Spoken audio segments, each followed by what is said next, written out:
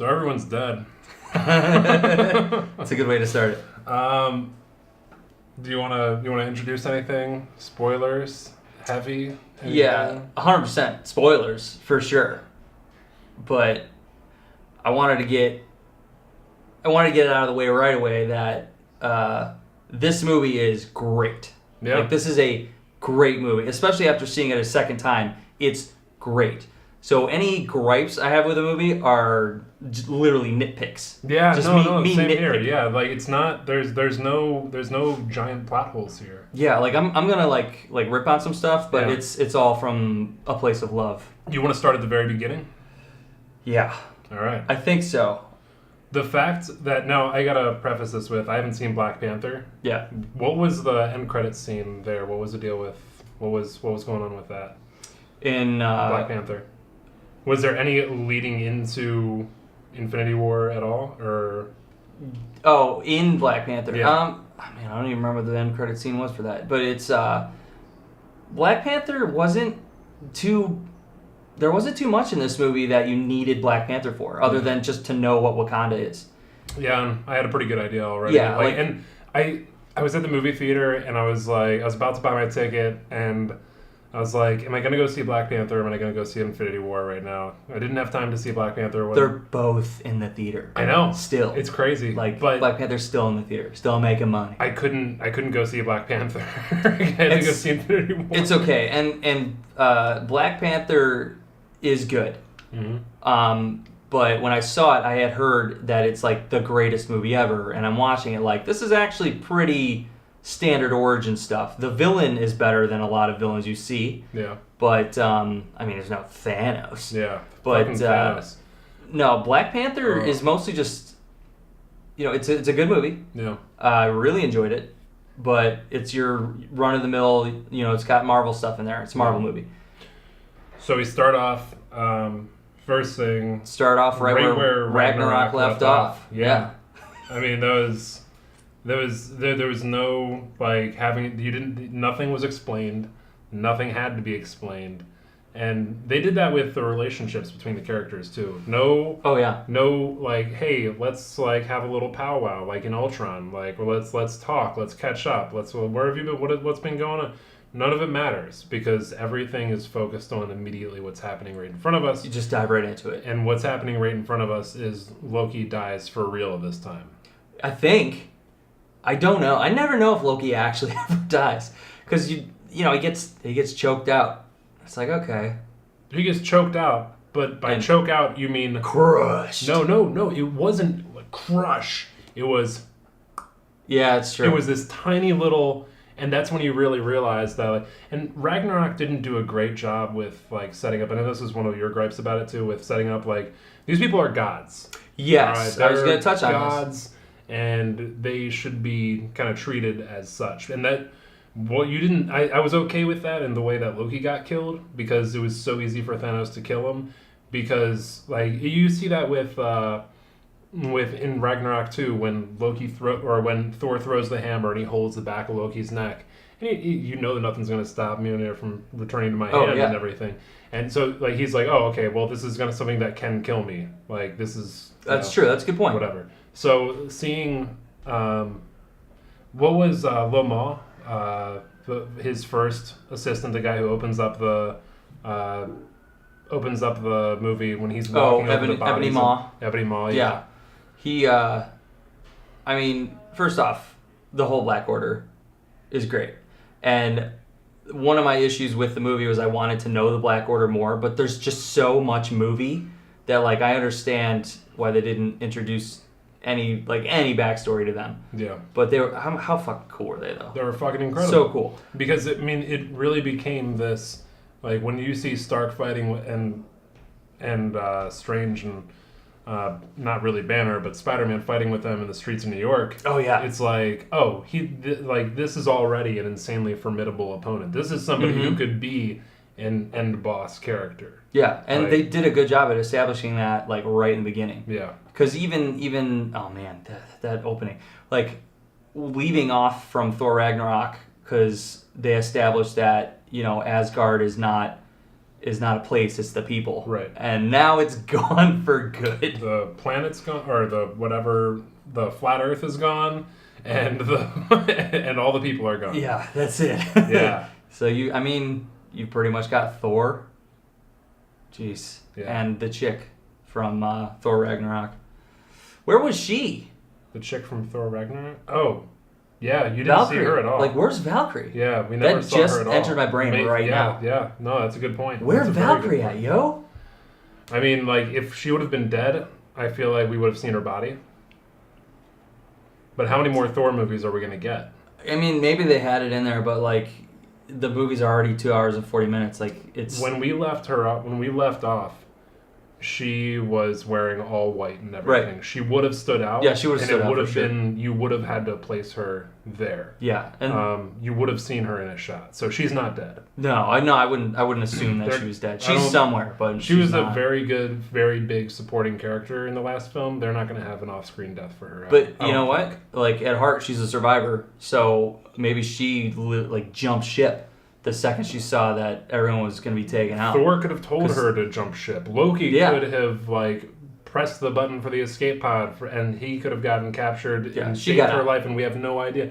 Like, and done the most heroic thing. We have no idea what happened, but I'm pretty sure she's not fucking dead. Yeah, Yeah, I'm pretty sure most she of got these out. characters in this movie aren't dead. Oh yeah, no, there's some theories on it, but that opening sequence when Heimdall dies, Mm-hmm. like that hurt me a bit because I love that character, Yeah. and man, I think they did a lot in that first scene just to show the power of Thanos, Yeah. and they didn't fuck around Well, because yeah. the trailer led you to believe that he's probably going to kill Loki right after he gets the cube, and then they're like, no surprise, motherfuckers, the Hulk's here. Yeah. And that was the only time you get the Hulk, and Thanos kicks the shit out of him. Yeah, well, I mean that was what I was saying to you was like after that fight, Hulk's a total bitch. Mhm. Doesn't want to come out, doesn't want to fight. I was okay with that. Yeah. I was all right with that. This like the Two-Face Hulk banner no, I need you to come out. Yeah. No, really, like right now if there's any time. Like but we did just have a whole True. Thor movie that might as well have also been Thor/Hulk movie. And I can see where they're gaining ground. Well, I mean, because Bruce Banner was barely in Ragnarok. Right. It was It like was lot of a Hulk. very Hulk-focused movie. But I can see where they're trying to make it a little different, saying, Banner's the one taking over, and the Banner's the one, he doesn't need the Hulk. He's strong on his own. He can use his mind, and that's, but like. Well, he stepped up on the Hulk when the Hulk decided not to step up. Exactly. And that's my whole thing is that I don't like the Hulk coming from a place where he's like afraid. And I think it's okay to establish how much of a badass Thanos is, but I don't like downplaying the Hulk for that. Right. I like the Hulk being this rage machine that, you can punch him, you can knock him down 20 million times, he'll just keep coming. Right. Yeah, right. I don't like Hulk staying behind, because if Banner dies, Hulk dies. Yeah.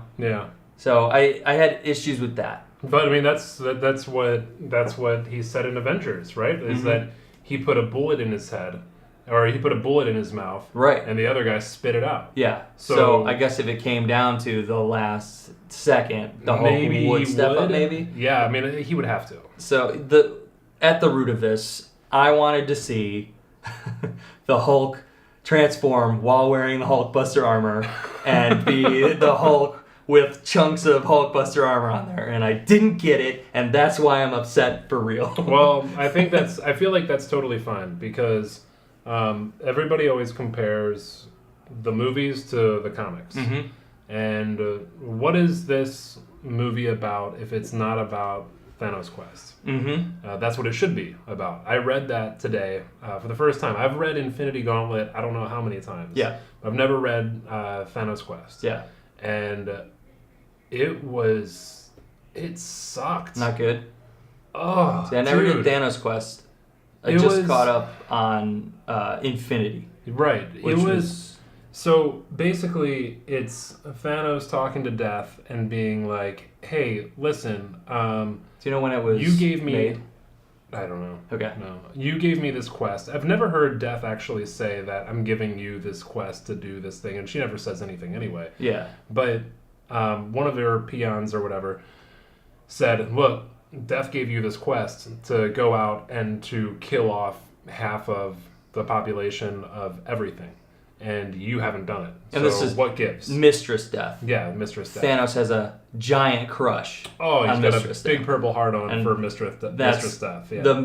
The reason why he does the majority of what he does. It is funny that we're getting Deadpool coming out so soon, and Deadpool's the one that Death is really in love with. Yeah, Death's into Deadpool. Yeah. And Thanos hates Deadpool for that. How fun is that? Oh, there could be such a good crossover there.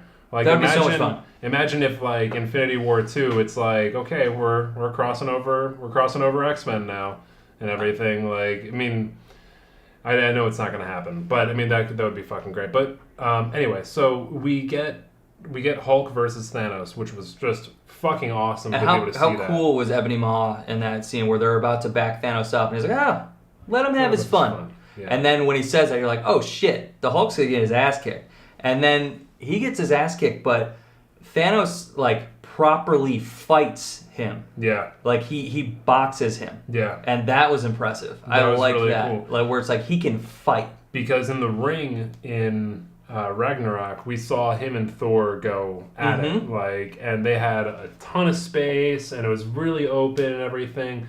But what they did with this was really cool. Is that they were in a much tighter space, much more confined area and everything, and with camera movement and all, with two giant fucking people. Yeah. You would think that we're going to be in a lot closer, and it's going to be a lot more of this like Jason Bourne camera type shit where cameras move. No, you could tell what's going on the whole fucking time. Yeah, you get an actual like choreographed like fight sequence. Yeah, and I mean and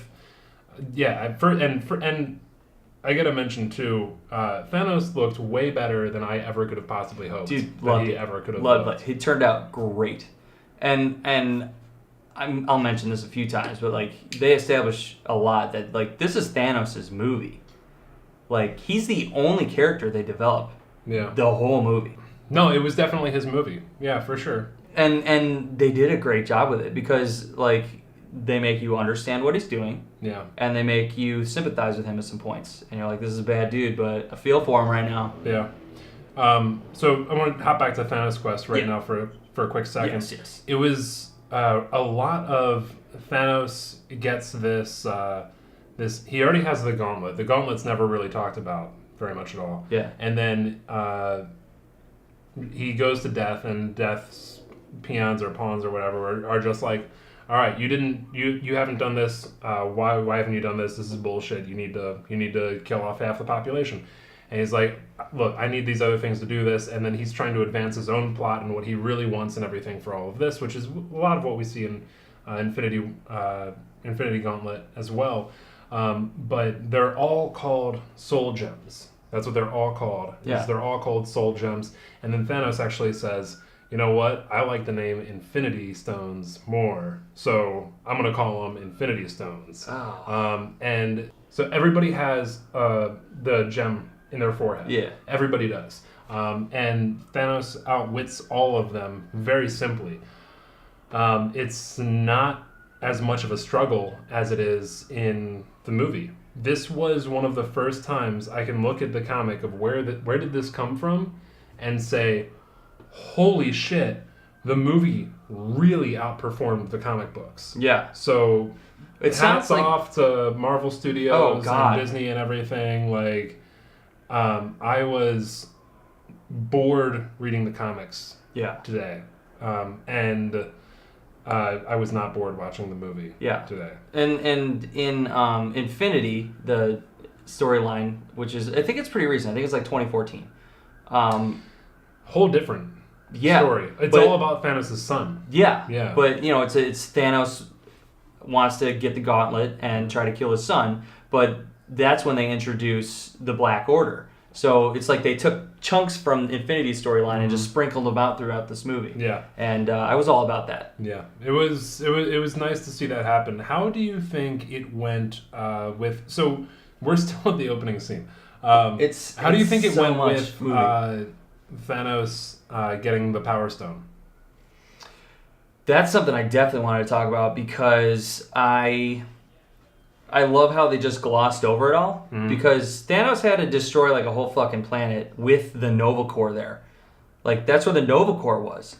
And a character I've been waiting since the first Guardians to show up is Nova. Nova, yeah. So I think they might have just glossed over that because they wanted to make that into a movie, because that's easily a movie.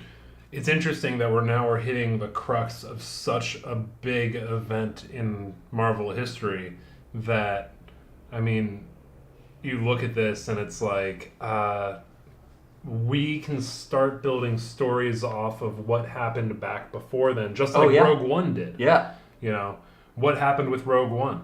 You know, they, like, years and years after Star Wars has been released, we get this idea of like what happened then. Right. So there are, like, that movie will definitely come. Will it come in the next 5 years? Will it come in the next 20?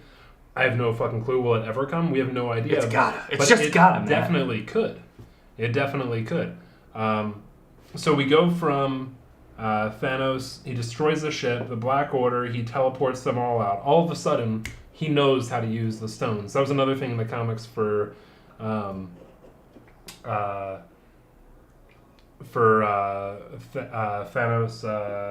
quest, was that the people who had the stones didn't really know how to use them. Yeah, they were saying, that's true. Oh, this is like who I am. Like, yeah. I'm doing this, and the stone is working through them a little bit. That's a good call, because in the other movies, whenever someone gets like a stone, they don't quite know how to control the power. Right. Which is good. Thanos is really the only person we've seen that knows how to control it like that. Well, we did see it with Star-Lord when he had it in his palm and he opened it up and he just let it rip Ronan to shreds.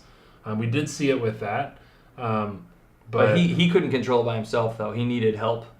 He spread the power to all the Guardians. But he definitely he got it after a bit. Yeah, but yeah, you're totally right. No, that was he was definitely the first person to ever take it and really use it. So they really have been sprinkling a little bit here and there.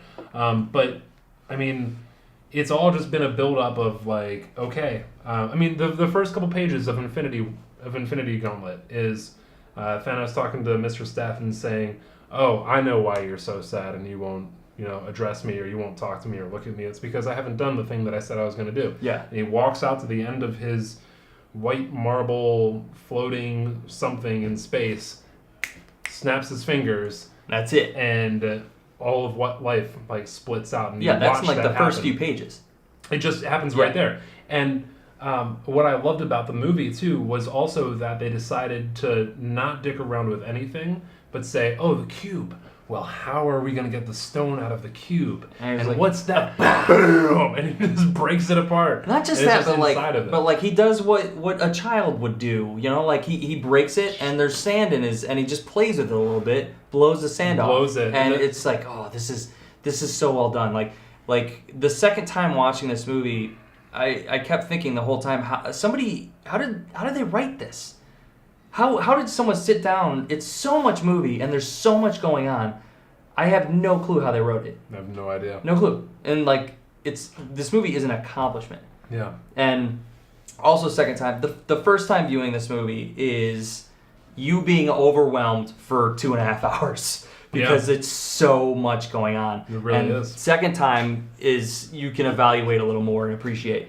And day after, I was able to remove myself a lot more emotionally. Right. The first time I saw it, I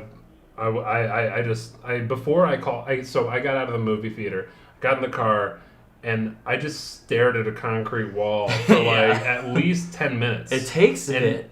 Then I called you and we're like, dude, we need to talk about this. Right. What just happened? It's a lot the first time. And that's what people, like, I see movies the first night they come out because I got to do my reviews. Right. So I kept having people ask me, well, how was it? And they just want to know. And the first thing I say is, it's a lot.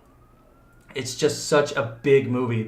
You have to see it multiple times. You have to. Like, I want to see it, as soon as it was over, I wanted to see it a third time. Yeah. Because I want to keep evaluating and seeing how I feel about certain scenes. Because you just can't contain that whole movie in your fucking head. It's just like every part is good. Yeah. And you just can't. There's so many parts that all stand out. Yeah. And it's like this movie is just so good on a whole, and even watching this time, I was trying to break down how they pace the movie because I was really impressed on how well paced it is. Yeah, I mean, there's some scenes They don't that waste you time. step away for like a little too long. It feels like, but you fucking have to. Yeah. All right, you're watching it like you're in space time yourself watching a movie. All right, you're not able to jump around to like different. So it's gonna take time for them to actually explain shit that's happening in one place and then jump to another. So while it's like, okay, what have they been doing on Titan this entire time that we've been off wherever the fuck? That when you come back and you're like, okay, I get it. It's been longer than the way the movie's taken. Right. But this isn't fucking 24. But also, like, You what know? they do is they set it up where when they're in the beginning, when they're establishing these characters and where they're at, just setting a scene and giving you an idea of where everybody's at now because they haven't been together in, I think it said 2 years. Yeah. Those are the longest scenes. Like that first scene is probably the longest scene in the movie, maybe. It's up there. I mean, that fight on Titan was a pretty long one too. But as the movie goes on and they start to ramp up a bit, it gets shorter and shorter and shorter, and you're cutting between all these groups. Yeah. And by the end, it's just like you're cutting between these groups so fast, quickly. and so much action is going on. It's just overwhelming. Really and is. then they really slow it down at the end. Well, they You're like, definitely do. fuck. One of the first cuts we have away from Thor is to Stark and Pepper talking, and they're talking about having kids, and what about this and everything. And this just leads up to Spider-Man and everything that happens with him, everything in his relationship. Because Tony's a little old to start just having kids, where he's at right now. Yeah. And so it's like, well, what if he already had a teenager? Well, we're just going to insert that as Peter. Yeah, you know, we're just going to he insert already that as is Spider-Man. kind of a father figure. Exactly, Yeah. and Peter is definitely a kid in definite search of a father figure, for sure. Yeah. And if he can be knighted as an Avenger, even fucking better. When I first saw it, the shot of I got scared for him. I actually got scared for him when you saw the curvature of the earth and he's on that ring and he's like, oh god, oh that's too far. And you're just like, what the fuck are you still doing on there? What are you like? And in the end, like, Peter always wants to help. Yeah, that's what I love about the character. And I mean, I don't necessarily want to get into character breakdowns quite yet. Sure, but the transition. Sorry, I'm bouncing back to the Thor scene again. I just wanted to point out like how good of a transition that is from Thor's ship, Thanos' ship, to Earth, and it's when Heimdall teleports the Hulk, and like that brings you to Earth. Surfer moment and that's when you get your Earth scenes. Yeah, and they keep doing things like that. There's like a little transition in there that leads you into the next thing. Yeah, it's done so. Everything was so good. Everything was very smartly put together, for sure. I mean, this movie did not cut any fucking corners, I don't think. No. And I mean, the time tells it. Here's the one thing, and you said this in your rapid fire review, was that they didn't give enough time for jokes to land. And so people were laughing, and I'm like, no, what's he saying? Fuck, what's he saying? And you caught more the second time around, didn't you? I caught more the second time around, so much but more. It wasn't like... But it was still like, shut the fuck up! I'm trying to listen to this shit. Right, because people are laughing like a lot, and like, but I understand there's so much to pack in. You can't give so much time for a joke to finish landing. Yeah. Before people start talking again. Yeah, I think one of the biggest ones was when he's talking about Alien. Like, have you seen this really old movie, Alien? It. Like, actually, no, that was a good one because he said, have you seen this really old movie called Aliens? Actually, it was Aliens. And then. It was Aliens that he did that. Yeah. That she did that. And anyway, so that was a good one because they cut right from there to this overhead shot, and you're looking down, and then you come down to Strange and everything, and there's no dialogue for a minute. So it was okay. You didn't miss anything. But you're right. They were trying to cram as much as they could into this slot. So and for me, the second time around, it worked better. Yeah, it definitely did. I was ready for the joke. One thing that was really incredible to me was enjoying the audience participation of watching this film. Yeah. Was when if you can see it with an audience, watch it with an audience. Yeah. It was the line that Peter said that, and there was the line he said after this. I kind of was like, oh, that kind of took away from that a little bit. But the line he said was, well, you can't be a friendly neighborhood Spider-Man if there's no neighborhood. Yeah. Well, I know that doesn't really make any sense. No, that makes fucking perfect sense. Yeah, that made perfect sense. We're working the Thanos is trying to destroy the entire planet. Got to protect the world to protect your neighborhood. Exactly. Yeah. So I totally get that. So I felt like that was like such a strong moment. Yeah. And back down a bit. But that is a teenager type of That's true. to kind of whatever. How perfect is Spider-Man? I'm so glad that he's back in the hands of Marvel because everything I've seen of Spider-Man since Homecoming, I've been like, this is fucking great. And it's just been Homecoming and this. Yeah. Right? I mean, that was it. And who knows what else after. Well, Civil War too. I mean, we didn't get him in that. And that was an incredible opening for him. That first shot when you see the skyline of Brooklyn and everything. Oh yeah. And you just see those big words right across there, and you're just like, oh, you're like, oh shit, man. And you're starting up, and he's sitting there talking to Aunt May. And you come in, and he's like, I found this great DVD player and everything. Yeah. Like, God, he had such a great introduction, and we've been with him. And the Vulture was such a small-time character that Tony sent the FBI to take him out and everything. But Parker still went after him and everything and still finished the job and still did all of that. And I'm not saying that they, like, the Vulture and Tinker and all weren't good adversaries for him. They definitely were. But you get to see this thing where now it's literally Spider-Man versus Thanos. Yeah. And you see the contrast there. Oh, yeah. Of what, I had this... Tony had this great line where he said, "You don't tell me you thought this through. I know you didn't think this through. Oh, you yeah. did not think this through."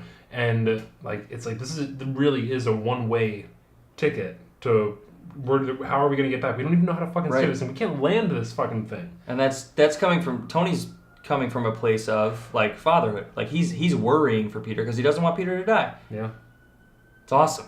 It's fucking terrifying, but yeah, it's awesome. Yeah, definitely awesome. Okay, so we had that scene, the Thor scene in the beginning, and then we swapped over to.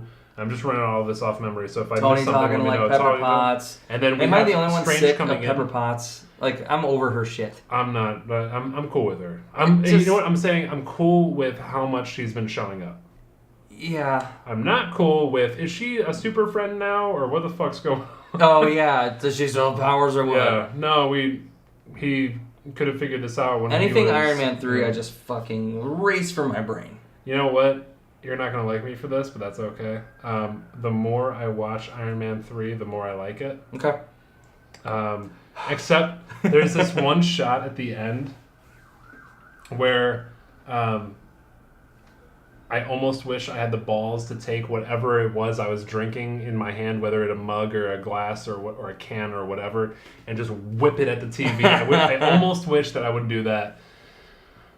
It's when he's wearing that like perfect night white suit, and he puts the necklace on. I'm like, what the fuck are you doing? Yeah. Go back to your fucking basement, listen to Suicidal Tendencies, and build a fucking hot rod, dude. Like, this is not who you are. Like, where the fuck did you get off with this shit? I have so many issues with that movie. Okay, but maybe, just maybe, all of his suits would have come in handy. Right? For this. If he wouldn't have blown them all up. Or even, like, the Ultron robots he made to protect the world. Maybe any of that would have been handy in this movie. Yeah. Some of his... all right, so let's try to stick with timeline because I'm going to be jumping all over the place. It's so much.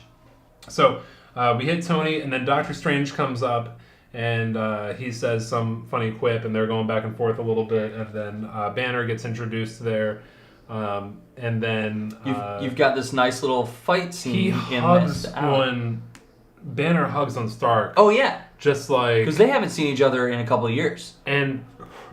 While Banner doesn't know everything that the Hulk has been up to, he knows enough. Oh, yeah. He knows more than enough to be like, oh my god, human connection. I felt like, in The Martian, Matt Damon. Matt Damon's character, when he clings onto Matthew McConaughey. Oh, yeah. He's just like, pray that you will never, like, long for human touch like the way that I am right now. And, like, I felt like that was what... Banner was doing right there. Like that was just Totally. I definitely felt that quite a bit. That was Because they've always been good friends since the first Avengers. Flip phone. What the fuck was a flip phone? What was the deal with that? In the end of Civil War, Captain America gave Iron Man a flip phone and saying, "If you ever need me, Fuck, that's right. give me a call." And how awesome is it that it's a fucking flip phone? And Tony's got nanotech suit. It's so fucking Steve Rogers. Oh, Awesome. fucking perfect. Yeah. Fucking perfect. But then, once they get reunited and you get this awesome interaction between Tony Stark and Doctor Strange, and that starts their whole relationship throughout this movie, and that was perfect. Yeah. It was perfect because Doctor Strange's not taking any shit from Tony Stark. No, you're a bastard. Tony Stark is giving it to him. It was great. Yeah. No, that was excellent. All right, so they get in the fight with the Black Order. Black Order. That's the one. Yeah, it's like Ebony Maw and I think they call him Black Dwarf or something. The big guy. They actually said that wasn't the name that Thanos gave them. Oh, really? He gave them a different name, but we don't like that name. We like the name Black Order, so we call ourselves Black Order. And that was just really funny to me. That Thanos' was just children. Yeah. Dad, we're not calling ourselves that. That's lame. That's so lame. But that's basically what that was. Yeah. But anyway, so they fight the Black Order. Spider-Man comes in, nick of time, saves Iron Man. Great intro to Spider-Man 2. And when Tony's about to get hit and Spider-Man's like, "Hey, what's up?" Yeah. Oh, Love it. So fucking good. Love it. And what's going on here? This evil guy's something about a wizard. Leads into a good joke. Yeah, it was fun. Fuck the cape. The Doctor Strange's cowl that he's got. Levitation. Oh yeah. Something of levitation. I can't remember. The cloak of levitation. Cloak of levitation? Is that it? I think that sounds right. Correct us if we're wrong. Yeah. That was an entire almost she had or it had more of a character role than that one doctor chick did in Age of Ultron. Yeah. So I mean that was kind of a character. So it was fun to see Spider-Man be like, "Oh hey, I'm Spider-Man," and then he just floated away. Yeah. And everything. It's a fun sequence too because you've got Doctor Strange versus Ebony Maw, and he hasn't faced anyone like that before. And I was just throughout the whole movie I was disappointed a little bit with the lack of power from Doctor Strange, because maybe he's just way too overpowered in comics, but in the Doctor Strange movie he learns so much so fast that's kind of what skyrockets him to being the Sorcerer Supreme. And in this it doesn't seem like he's learned that much more. And I feel like I wanted more sorcery from Doctor Strange. Because, Ebony Maw looked at him like he was an amateur. Thanos looked at him like he was an amateur. And I was like, oh, man, but he's the Sorcerer fucking Supreme. Isn't there only one of those? Yeah, there is. Well, there's not. There should be two others, right? Because there should be one Sorcerer Supreme guards each sanctum. There's 3 sanctums. I think that's right, actually, yeah. Yeah, so there should be 3. I don't know how that works. I don't remember. I haven't seen Doctor Strange in a while. No, I know that there's he's Sorcerer Supreme, which I assume the Chicken Gordita Crunchwrap Supreme is the number 1 item, but there have got to be other sorcerers that defend the other sanctums, because there's supposed to be 3 or 4 other ones, or 2 or 3 other ones around the planet. Anyway, it was hard seeing them treat him like an amateur when I figured by now he would be super powerful. I didn't feel bad about that at all. Yeah, because it was fun though, to see how good they were at controlling other things. Think about Ragnarok. Think about Loki. Think about Thor. Think about when he was just when Loki was just like, what are you, some half-rate wizard, some shit or whatever, and he's like, okay, bye-bye, and then Doctor Strange is like, hold on, let me reapply my eyeliner here, and make sure this is on nice and thick, bye-bye, and then wipes them and they're gone. And he could do that to Loki. Loki's not nearly as powerful as Thor, but he was doing that shit to Thor as well. Yeah. Teleporting within the building and everything, he just wasn't able to keep up. So I think he is powerful and all, but That move that him and Wong did when Ebony Maw goes ahead and takes all the bricks, and then they're all That was like fucking spiked, sweet. sends them that way, And just all right back at him. Right back at Yeah. him. Would have been very cool if you would have set that portal up right behind him, Yeah. and then it would have all come through him. That I kind of like a little bit easier, but Ebony Maw pins him up against the wall and like forms the bricks around him. Yep. Yeah. Oh yeah, that whole Everything camera flips. angle was sweet. Yeah, that was incredible. I think I know how they did that, but like, it would have been fucking insanity. Yeah. It would have been fucking insanity. Yeah. So anyway, I thought that was incredible. So we finish up that fight. Is that when we're introduced to Scarlet Witch and Vision? I believe so. Or do we hit the Guardians by then? Either way. We don't hit the Guardians because we get a lot of time away from Thor. That's right. Away from Thor. So I think we do hit Vision and Scarlet Witch. What are you thinking about their relationship? I'm thinking that she thinks that Vision is... Oh, what's the word? Accentist? So Accentist? like sort of like racist, but against accents. Yeah. Because where the fuck was her accent? Yeah, her accent just disappeared. Number one. Her where's she from originally? It doesn't matter. It doesn't Slovakia? exist anymore. It doesn't exist anymore. No, Yeah. it's not Slovakia. It's in the first or in the second Avengers. it's somewhere in Russia. Okay, how about that? But yeah, her accent's just gone. But it's not. But it Because comes at back. the very end, Yeah. it comes back. But it comes back. I think Vision was taking away her accent. Elizabeth Olsen, and get your shit together. Yeah. Anyway, Vision was a weak ass pussy. That bothered me. I think that might have been my biggest gripe with the movie was Vision's lack of power, because in the second Avengers, which was, not that long ago, He was all powerful in Vision the fucking was airport. Jesus. Look up. Bam! Yeah. Oh, sorry, I broke Vision your was supposed spine. to be this But I'm still powerful as fuck. unstoppable being Yeah. that Ultron was supposed to be. And it takes away. And that's the same thing they did with Yeah. fucking Iron Man 3 And- when they like made Tony Stark's suits be completely no longer powerful because they could just be torn apart Right. like nothing. But in this movie, yeah, Vision is kind of a weak He's little bitch. on the ground more than he is on his feet, That is definitely true. But which is shitty. jumping ahead a little bit, how fucking great was it to see Thanos reverse time and pull that stone out of his fucking head? That was so cool and so heart-wrenching for Scarlet Witch. Because you see this beginning of when Quill talks to Gamora and she's like, "I want you to promise me something. Yeah, there was a couple of those going on in I this want movie. you to kill me if this happens." Mhm. And then Vision saying the same thing to Scarlet Witch, like, Yeah. "You have to do this." Yeah, and it has to be you. He's like, unfortunately, it has to be you. And, But that line he had was incredible. yeah, That I only feel you. yeah, Like it's like, that was great. oh, Dude. like fuck. And- like, it's not a gunshot. It's not anything. It's not Right. pain. It's just you. That's all I feel. You're going through that moment with them, and she does it. She destroys a fucking Infinity Stone. You're like, holy shit. Yeah. While Thanos was kicking everyone else's ass. And then you're like... No, she destroys it while he's coming at her. That's right, he's coming at her. She's holding him Yeah. off. So she's just double timing it. Yeah. And she does it. She accomplishes it. Her heart is breaking. Thanos sympathizes for a second. And he's like, I feel you, but maybe don't look at this. Yeah, Fucking mostly because... reverses time, Yeah. pulls it out himself, and I really like how the Vision looks when he dies. Because he's White Vision now. Well, he's Goes actually great. Black Vision Goes great. now. But yeah, in the comics it was like a White Vision. Yeah. But I don't know how that originated or anything. I'm not sure. I haven't read a ton of Vision comics, No. and it's mostly Avengers stuff I see the Vision from. But man, Same. I think the scene that comes in next is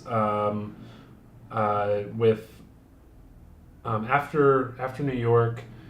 We leave New York. Do we go to where do we go after New York? Is it the Guardians?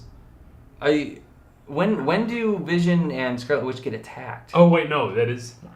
You're right. Yeah, where are they in is Scotland? that one. Was it Scotland or They're Dublin? in Scotland. I think it's Dublin. Nope, I wanna it's say in Dublin. Scotland because they said in Edinburgh. Oh, okay. Jess used to podcast with a girl who lived in Edinburgh. Oh, that's it right. Stuck out to me. I was like, oh, that's cool. Yeah. Okay. Nice. Yeah. And that too, like, and I've always had an issue too. Like I said, I'm gonna nitpick this whole thing.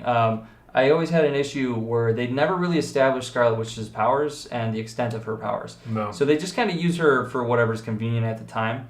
Where in the comic books, she can warp reality, and she's really good at that. Like she's super powerful at that. And seeing you see what she does in the first in Ultron, Oh, where yeah. she starts playing with people's minds Right. and fucking them up. Where's and that everything. shit? Like I like that shit. Where and that then, might come into I guess it's not coming into play in the next one Yeah. because fucking Scarlet Witch is who the fuck knows? So fucking like what she in it like you see Thanos using the reality gem, and he warps reality how he wants. Right. That's what I'm thinking her power should be close to, because it's like got the red going with it. There is that, but it's not just color that matches up that. I mean, like that's her. Like she was created. You remember? Yeah, that's like right. she was made. Yeah, she and was that's built, not like Vision, the Marvel but movie kind of machine. the most human way that you can make something, whatever. I mean, I need a little more established with what her capabilities are, because in this movie she seemed like super powerful, which is cool, but she was protecting Vision the majority of this movie. Yeah.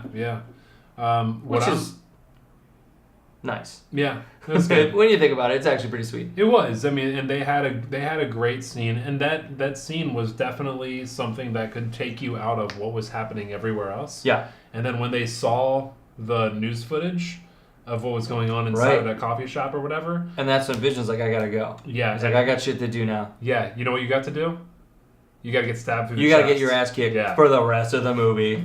It's time to be heroic. The only fucking time that Vision did anything fucking meaningful in this entire fucking movie was when he stabbed that other dude through the chest in the last... Corvus one of- Glaive. Yep, that one. Yeah, when he stabbed him through the back, like that was the only beneficial thing that he did the entire time. Which is interesting too, because Corvus Glaive is pretty much invincible as long as his staff is intact. Oh, well. So he's one of those things what if it's where intact if you, with, if like, you being destroy halfway his through staff, yeah, right. So I don't know the rules when it comes to that, but if you destroy his staff, you destroy him. So I'm curious if he's going to make an appearance again. That's fucking interesting. Yeah. We didn't see any of them really die. You know, except for Maul. We saw him die.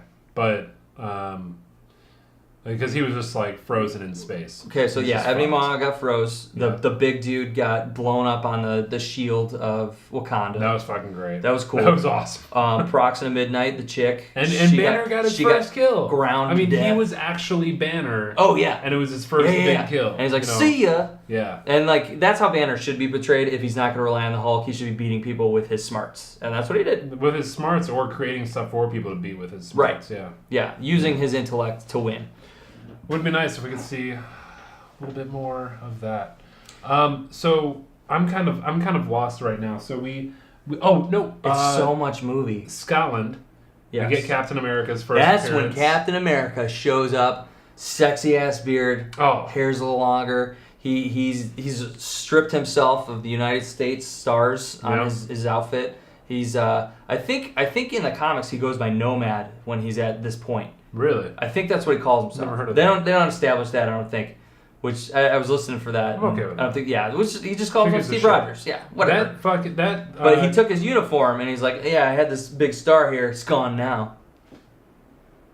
After that whole fight sequence and everything, I feel like there's a place where something is missing for what I picked up on.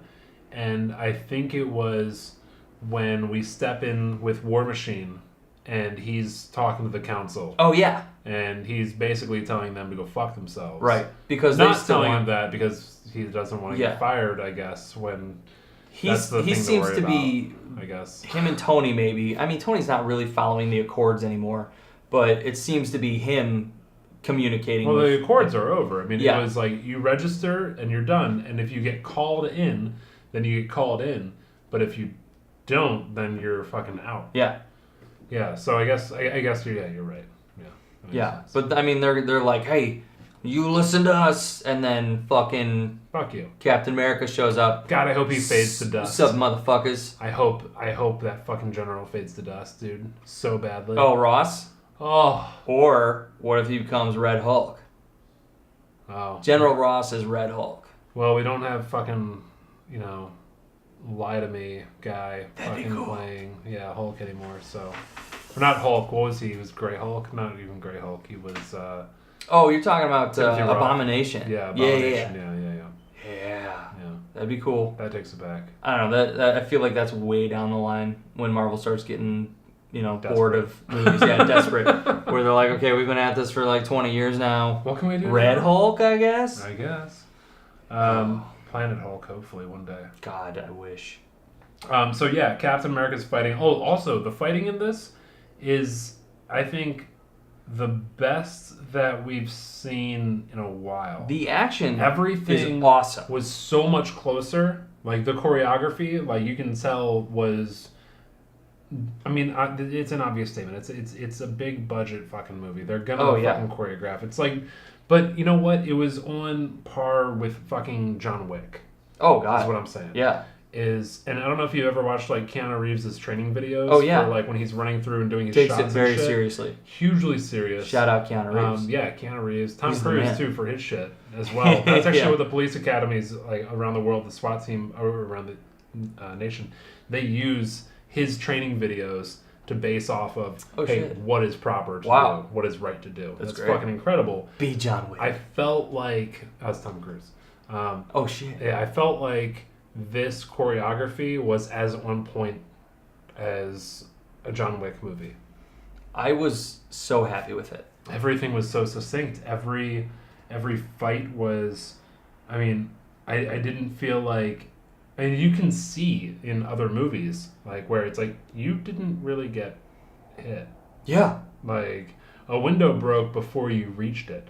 Like the timing on everything in this movie was fucking great. Yeah.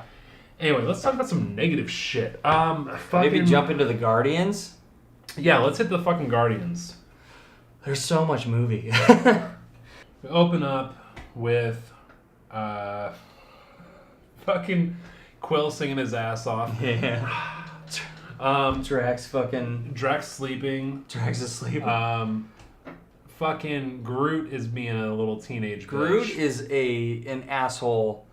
for 95% of this movie. Yeah, 95% of the movie he's in, and then like in the end, Groot is always like it comes down to like he has like the biggest heart. Yeah. And Groot pays off for me, like because most of the movie you're like this kid's a fucking brat. I can't stand teenagers. Are we going through? Do you just want to go through like characters themselves? I don't know. I feel like it might be easier that way. I think that would be better. Yeah. Yeah. Okay. Let's talk about Groot then. Yeah, let's talk Groot. Okay, so yeah, we had Groot being a little pain in the fucking ass, always on his fight. Like I was annoyed with him, and I loved that I was able to be annoyed with a walking, talking tree. Oh yeah, because he was acting like a teenager. Playing his video games. Because how often do you see that? Every day. You fucking see that all Not the time. a tree, but Not a teenager. tree. Yeah. But that was fucking great. And then we see Stormbreaker. Stormbreaker. That's the one. When they forged Stormbreaker. When oh man, it's like I want to hit another scene. So what other scenes did he have? Well, when Groot needed to pull through and really step up, he was there because he sees Thor all banged up from the fucking dying star. Yeah. And then he goes, you know what? I need to help out right now. I feel like I need to help, and he forms the fucking. Is it a hammer? It's kind of an axe, kind of a hammer. It's kind Starbreaker, of yeah, really. It's axe hammer. Yeah, definitely. But I gotta say that first off, the stakes weren't very high on that for me because it's like what happened in Guardians, the first one. Gamora chops off fucking Groot's arms. Oh yeah. And Rocket's just like, they'll grow back, you idiot. Yeah. Quit complaining. Yeah. And this, he grew out his arm and then he cut it off. But like, I was looking at that and I was like, how sturdy is that? I was just gonna say that, like you got a vine. Is that gonna be okay? Like, I don't know how strong. Apparently, it was good for one big hit. Yeah. Well, actually, not one big hit. Well, we'll get into Thor in a little bit. Oh man, Thor's my shit. All right, so sticking with Groot. So Groot's main scenes were playing video games, the axe handle, forming Stormbreaker. That was cool. I really liked when he stepped up there. That was awesome. That was good. And then his dying scene was pretty... Oh, no, there was also that scene with Captain America, too. Oh, I When love that. He's got his arm through everybody, I just love like that. in This is my friend Guardians. the tree. Yeah. And then he's, I am Groot. I am Groot. I am Steve Rogers. And Yes. he said it like a fucking American that goes to another country. It's perfect. And is like, I am Yes. like somebody from the fucking 40s. right. You know? Exactly. Love that shit. For now. Anyway, so you get we get that, and then we get Rocket and Groot when Groot fades off. Yeah. Those are the main scenes with Groot, right? Yeah. I mean, we could probably transition into Rocket from there. Fucking let's go to Rocket. I Rocket's- did not buy into Rocket like saying goodbye to Groot when Groot was fading off. I feel like it was just so fast. It was fast, and we were going between so many different characters, but I felt like Rocket's character was looking at Groot and was like, Groot, no. And like I was like, why is he facing off to the right? Oh, like, yeah. Like he was like maybe there's something going on over here, but like it wasn't like he was fully invested in what was going on with Groot. And it's weird when you have two CG characters Mhm. and they're both like not in sync with each other, and you've seen that so much. Again, this is bottom of the barrel nitpick. Oh, yeah. But Yeah, and anyway, yeah, I didn't feel like he had too much sympathy. Because, like, when people die in Guardians, like, Rocket makes you cry because Yeah. he feels so bad. But, I mean, Rocket throughout the movie, I thought, was Groot made pretty people much cry perfect. too for the first time that he died as well. Oh, God. Yeah, Got me. yeah, Still gets me. I Yeah. just watched the first Guardians the other day. I was like, this is the saddest thing. yeah. Um, It's a big move. but, yeah, like I think Rocket pretty much throughout this movie was perfect. His interaction with the Winter Soldier was my favorite.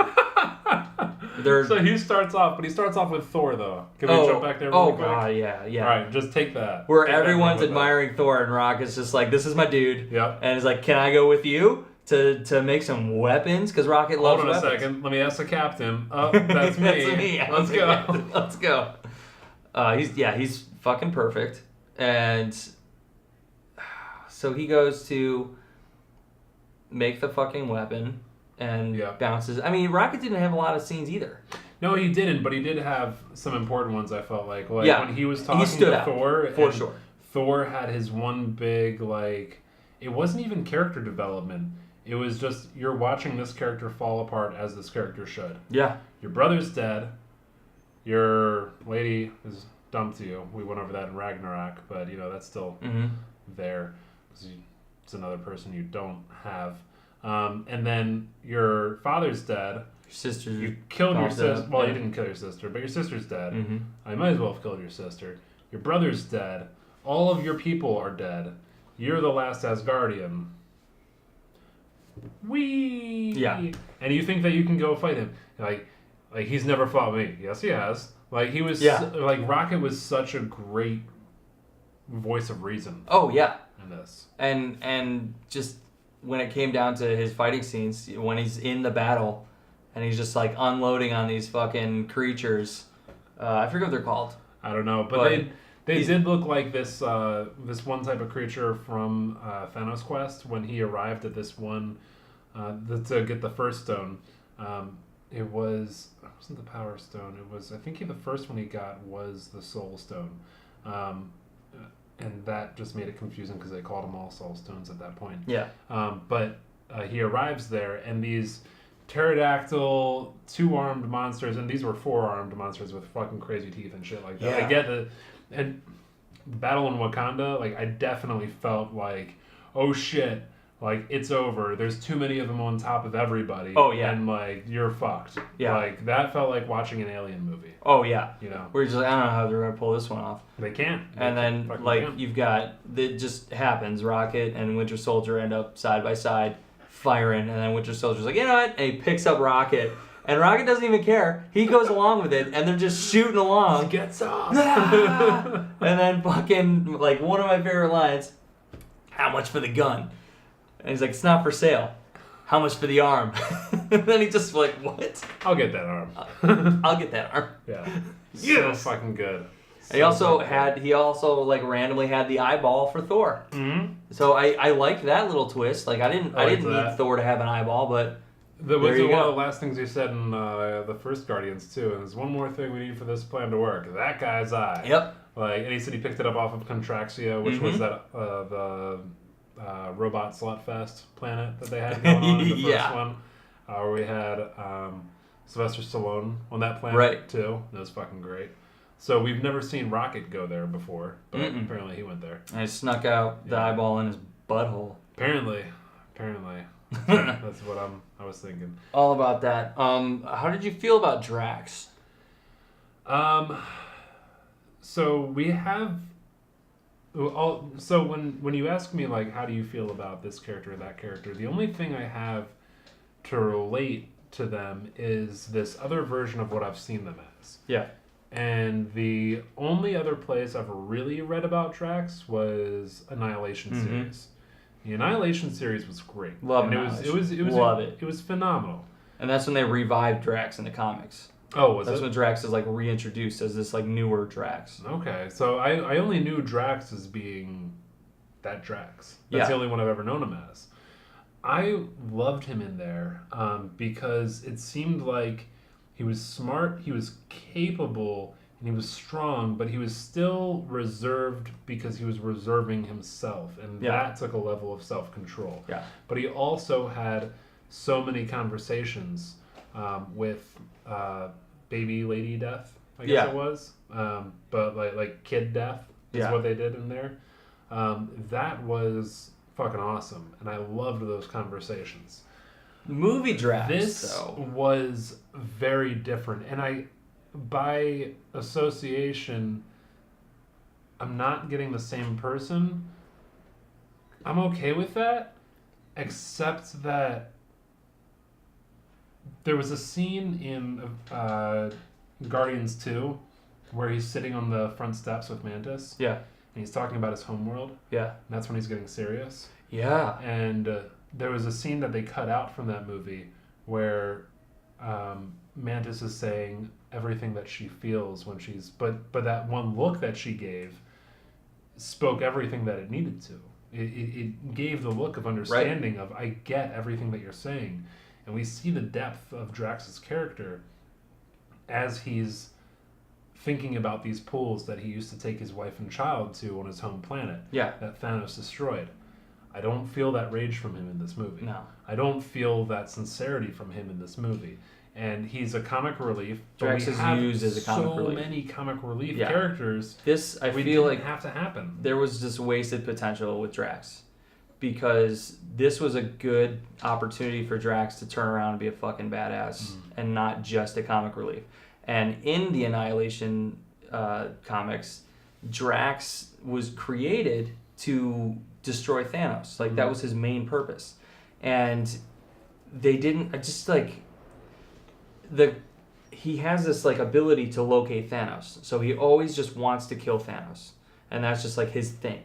Yeah. And so the closer he gets to Thanos, the more he evolves through the comics and becomes more badass. That Drax in the movies at all. The thing is, in that first Guardians, when after Ronan's gone, he's like, Thanos is the one I'm after. That's when I was like, oh, is this Annihilation Drax?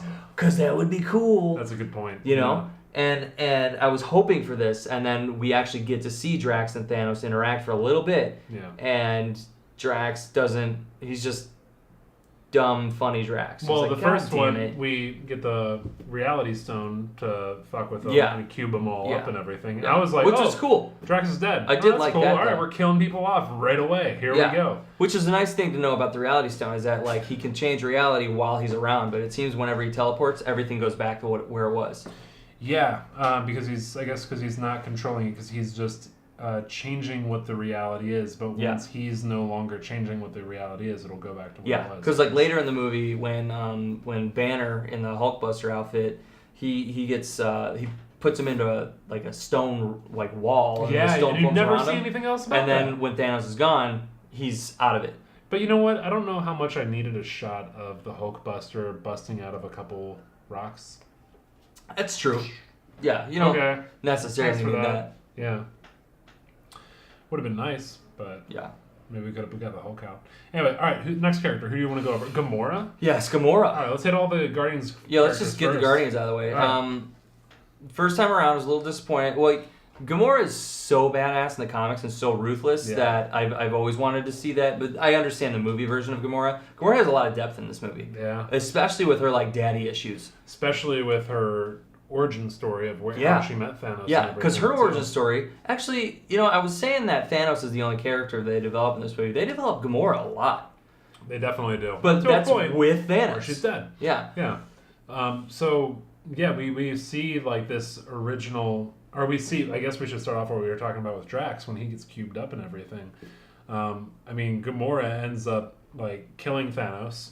Yeah. And then it's like, oh, no, that's a reality stone. Reality stone. I've already gotten it, and you're late, and I knew you were going to come. But when she thinks she kills Thanos, she was, like, legitimately upset. Oh, she was terrible. And Thanos is like, I always wondered if you cared. And it's just like, not only did you trick her, but you also revealed how emotional she is about you. It's like, I love Thanos. And then he comes to bring her food, and she throws it against the throne, and he doesn't discipline her or anyway, which is a weird word to say for a grown woman, but like for Thanos, you would still assume he would do something like that. You can see that he actually loves Gamora. Like he sees her as his legit daughter, and you see that, and you understand that, but she doesn't understand that until Red Skull says those tears aren't for him. Yeah, when Thanos realizes to get the Soul Stone, he has to sacrifice. And that also... there was another one. Peter and fucking Gamora was said, I have to kill you. Yeah. How did you feel about that relationship set up?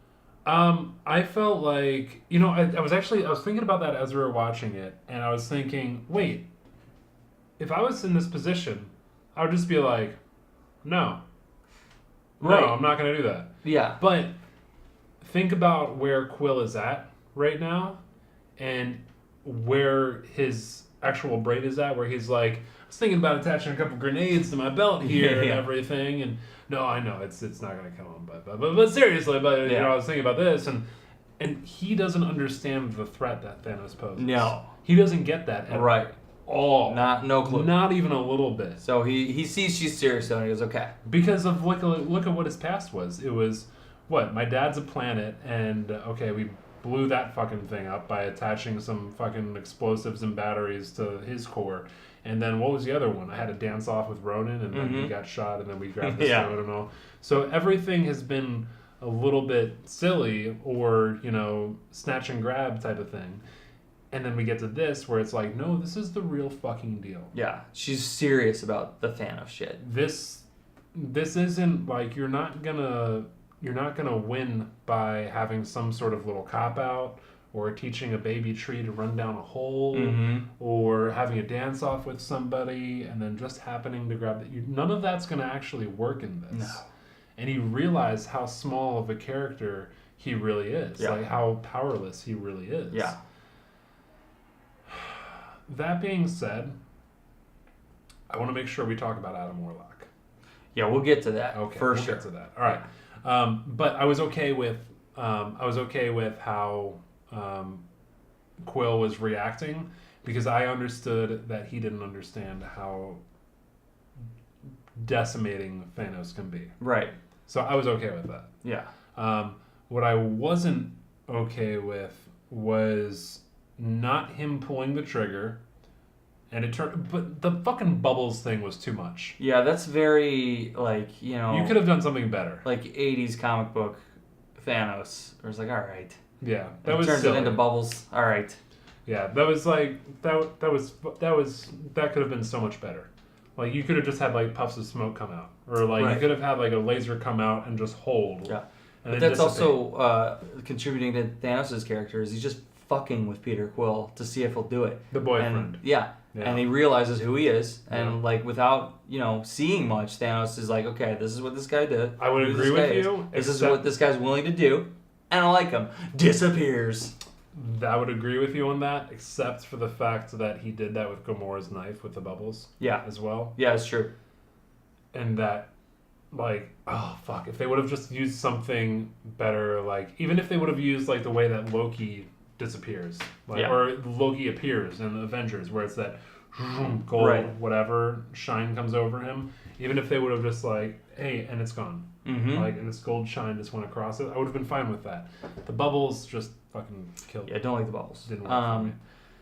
So Thanos. Is that really my biggest gripe about this movie? It might be. No, I know what your biggest gripe is. It's some Peter Dinklage. Yeah.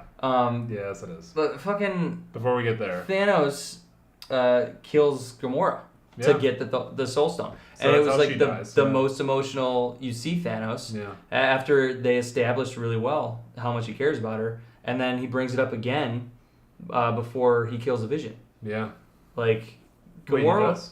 Yeah, because when she's crying over the Vision, he goes, "You have no idea what I've lost today." Yeah. Yeah. Yeah. So Thanos establishes how important Gamora is a few times. It's true. Yeah. Yeah. Maybe while we're talking about Thanos' daughters, we can touch on Nebula for a second. Yeah, let's talk about Nebula. Ultimate badass, definitely. She's Only not in fucking it a lot. lone wolf Yeah, she's not in of a the lot. entire fucking movie. She's a lone wolf, like legitimate. Yeah. And They call the Winter Soldier the White Wolf, but this yeah, is he ain't no lone wolf. no, he's not. So she shows up getting tortured by Yep. Thanos to get Gamora to reveal where the Soul Stone is. Right, because So, she had already tried to you get get a on little bit and there. tried to kill Thanos, and she was almost successful. Something I apparently. would have liked to seen. I would have loved. It's a big loved movie to see though. that. It's a big Yeah, movie. Yeah. I wonder how long the movie's gonna be if they Dude, include. I don't understand why Marvel doesn't just do like 5-minute shorts and sell them for $5 I'll buy on 'em. iTunes. Oh, I would buy them in a fucking heartbeat. I'll buy them. So I was gonna say though, I noticed the second time around in the movie that Nebula, when she's face to face with Thanos after she's done being tortured and escapes, she shows up and Thanos is like I forget what she says to Thanos, but Thanos legitimately insults her. Yeah, he And it's the despises only her. time you see Thanos not like totally cool the whole movie, and that shows how much Thanos hates Nebula. Yeah. And it's like, dude, you really hate this girl because she says, why you should have killed me when you had the chance, and then he pulls it would have been a waste of spare parts. Yeah. Something like that. That was such but a good Thanos line. Yeah, said that's that with right. I anger. forgot about that. Yeah. And you don't get that from Thanos any other time the whole movie. Like when he's struggling fighting a few people, like he gets frustrated, but like the way he looks at her, you're like, oh, he fucking hates her. Yeah. And like I thought that was big. That's crazy because like Nebula's backstory now because of Guardians 2. Yep. And you know that, he's destroyed and ripped her apart and thrown her back together and added parts and everything so many times. Yeah. No, I thought Nebula was excellent. In Infinity Gauntlet, obviously Nebula is the one who ends up getting the glove. Yeah. So she stuck around in the end. She so did. She's I'm still with Stark. curious That's if where we left off. that's what they're gonna do. That pretty much wraps up Nebula. Yeah. And her character. Dude, when she got away, that was a badass scene. Dude, I loved it. her. Loved in it. that. And then when she returns, she crashes a ship into Thanos. Just like she was How trying cool to, is that? The necrocraft that you see She just from loves the Guardians movies. She just loves and doing this. She's everything. just like running ships into people. It's effective. Fucking it's great. effective. Yeah. You It know? works. Apparently, well, it doesn't, but but it did something. Yeah. Yeah, got him off Iron Man. So Yeah, that was cool. I enjoyed that. all right. Who else in the Guardians have we not hit? We don't really need to talk about Mantis too much, but she did a great job. Peter fucking Quill. God damn it, I want to Star-Lord. This is the first movie I was like, come on, Star-Lord. Fuck this guy. Because he has like his dumb side, but he's also typically he's very like cunning and witty. And, like he knows what he's doing because he's like a scoundrel. Sleight of hand He's type supposed of to be shit, like all Han that. Solo. But in this movie he was like legitimately dumb. And I think that made him look like really shitty. I feel like this entire movie for Quill was him struggling to get past his emotions of what limited him. Yeah. So like when Gamora said, I need you to promise and swear to me on your mother, and I think what the thoughts were going through his mind seemed to be something to the effect of, that's never going to happen. Yeah. He's not going to capture you and then whatever. That's not, we might not even ever meet Thanos. Yeah. That might, and that's why he agreed. Yeah. And then, you see him when he's standing right in front of Thanos, and at least Thanos then has a little bit, I feel like you can tell he has a little bit of respect for Quill. It's like, all right, you fucking got me, and I'm going to tell you this is what fucking happened. Yeah.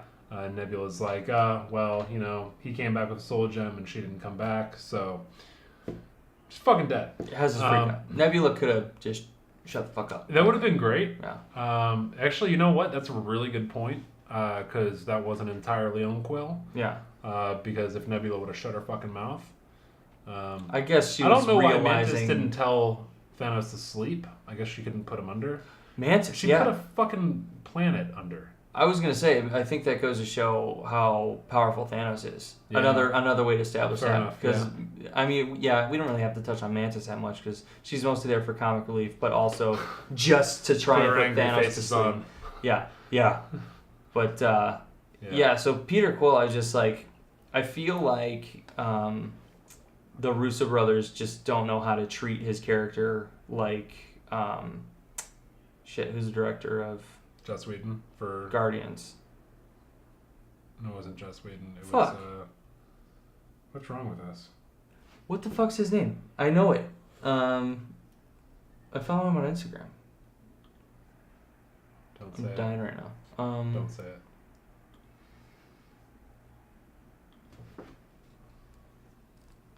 I'm so close to getting it too.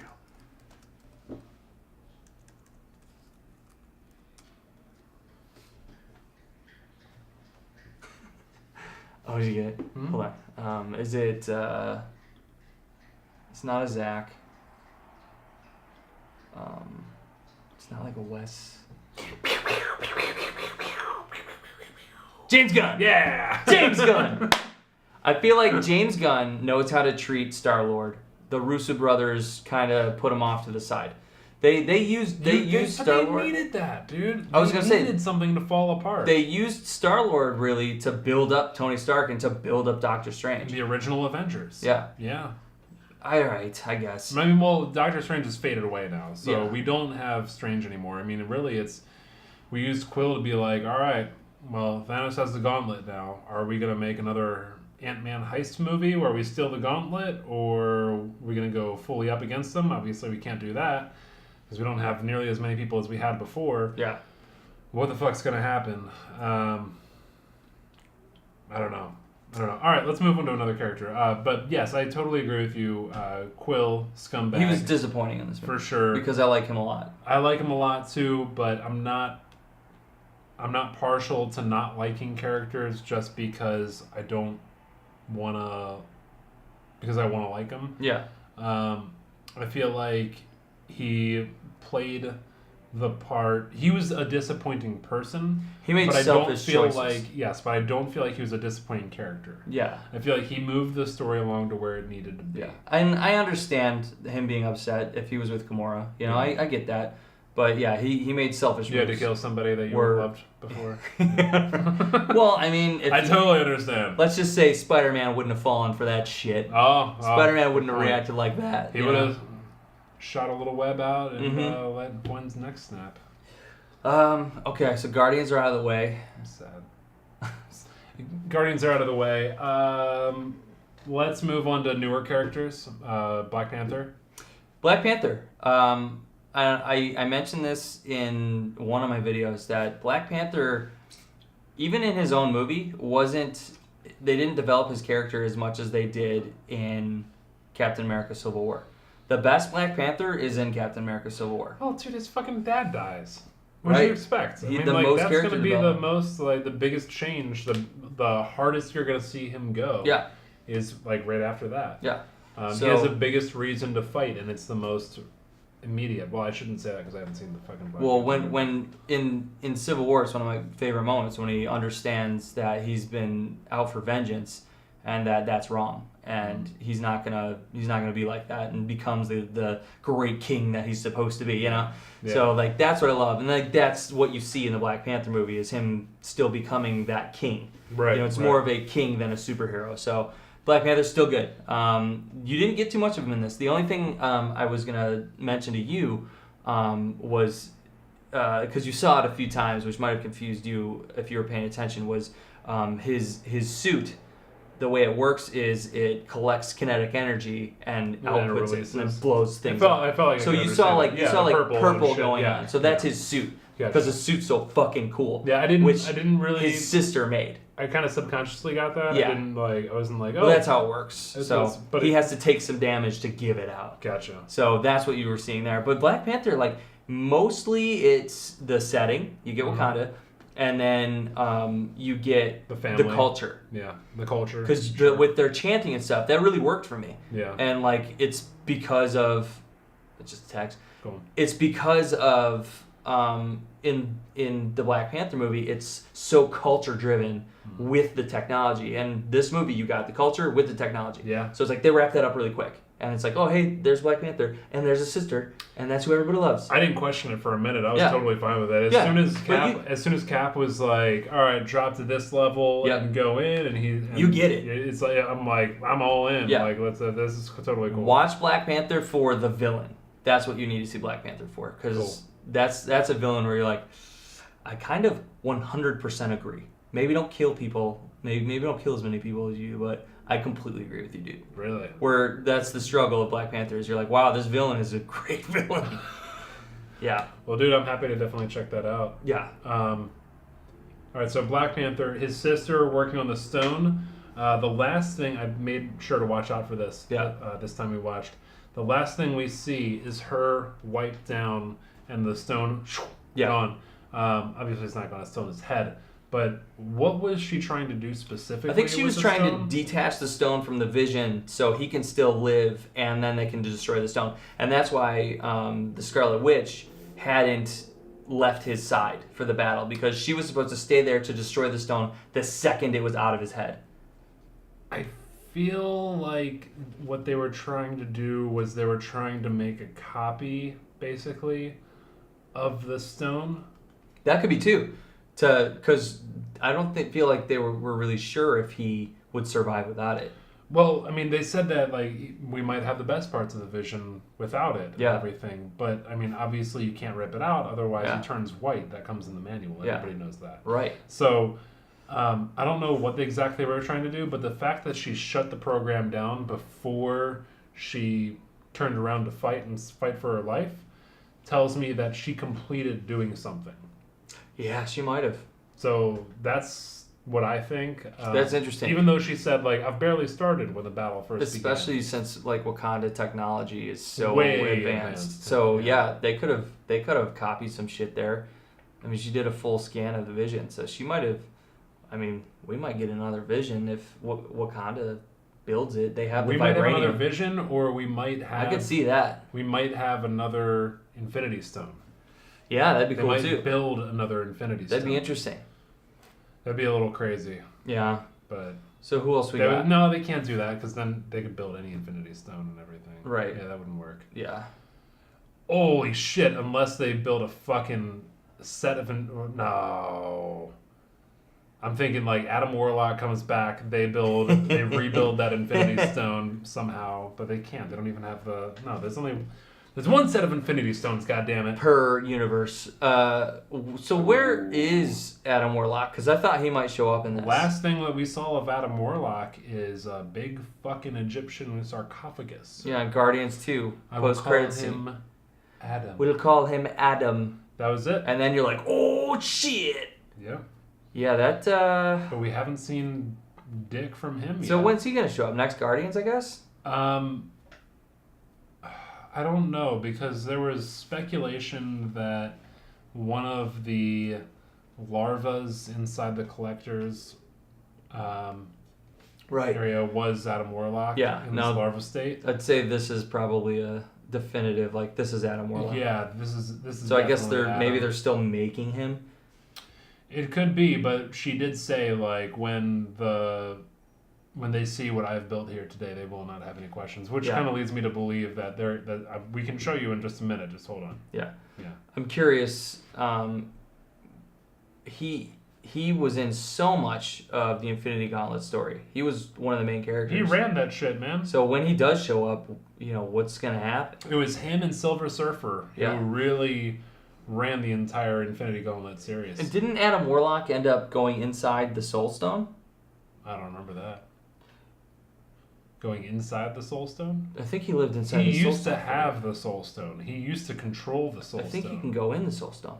Is that where you know how Thanos has that vision with Gamora, baby Gamora, and she asked if he did it, and then he said yes, and then she says, "What did it cost?" And he said everything. Yeah. Was that him taking a trip into the Soul Stone and Gamora's soul is in the Soul Stone as a little girl. Dude, Dude. Oh my god. I think we got it. So Gamora's not necessarily dead. Her soul is trapped in the Soul Stone. That was one thing I wanted to talk about. So you have to sacrifice a soul, and that's how it becomes what it is. Because otherwise that scene didn't make much sense other than him taking a little trip into the Soul Stone. Thank you for that. Interesting. That's fucking interesting. Awesome. Huh. Shit. Okay. Let's break down a couple other characters pretty quickly. Pepper Potts, you're a whiny bitch on the phone. Don't go fighting. Get the fuck out of here. Yeah, you see what happens to the fucking planet? I did want to talk about Iron Man because I haven't liked Iron Man this much for like a long time. Well, he was kind of being a dick in Civil War. Yeah, but now he's like back on the like I'm willing to sacrifice myself. I'm willing to do my shit, and his.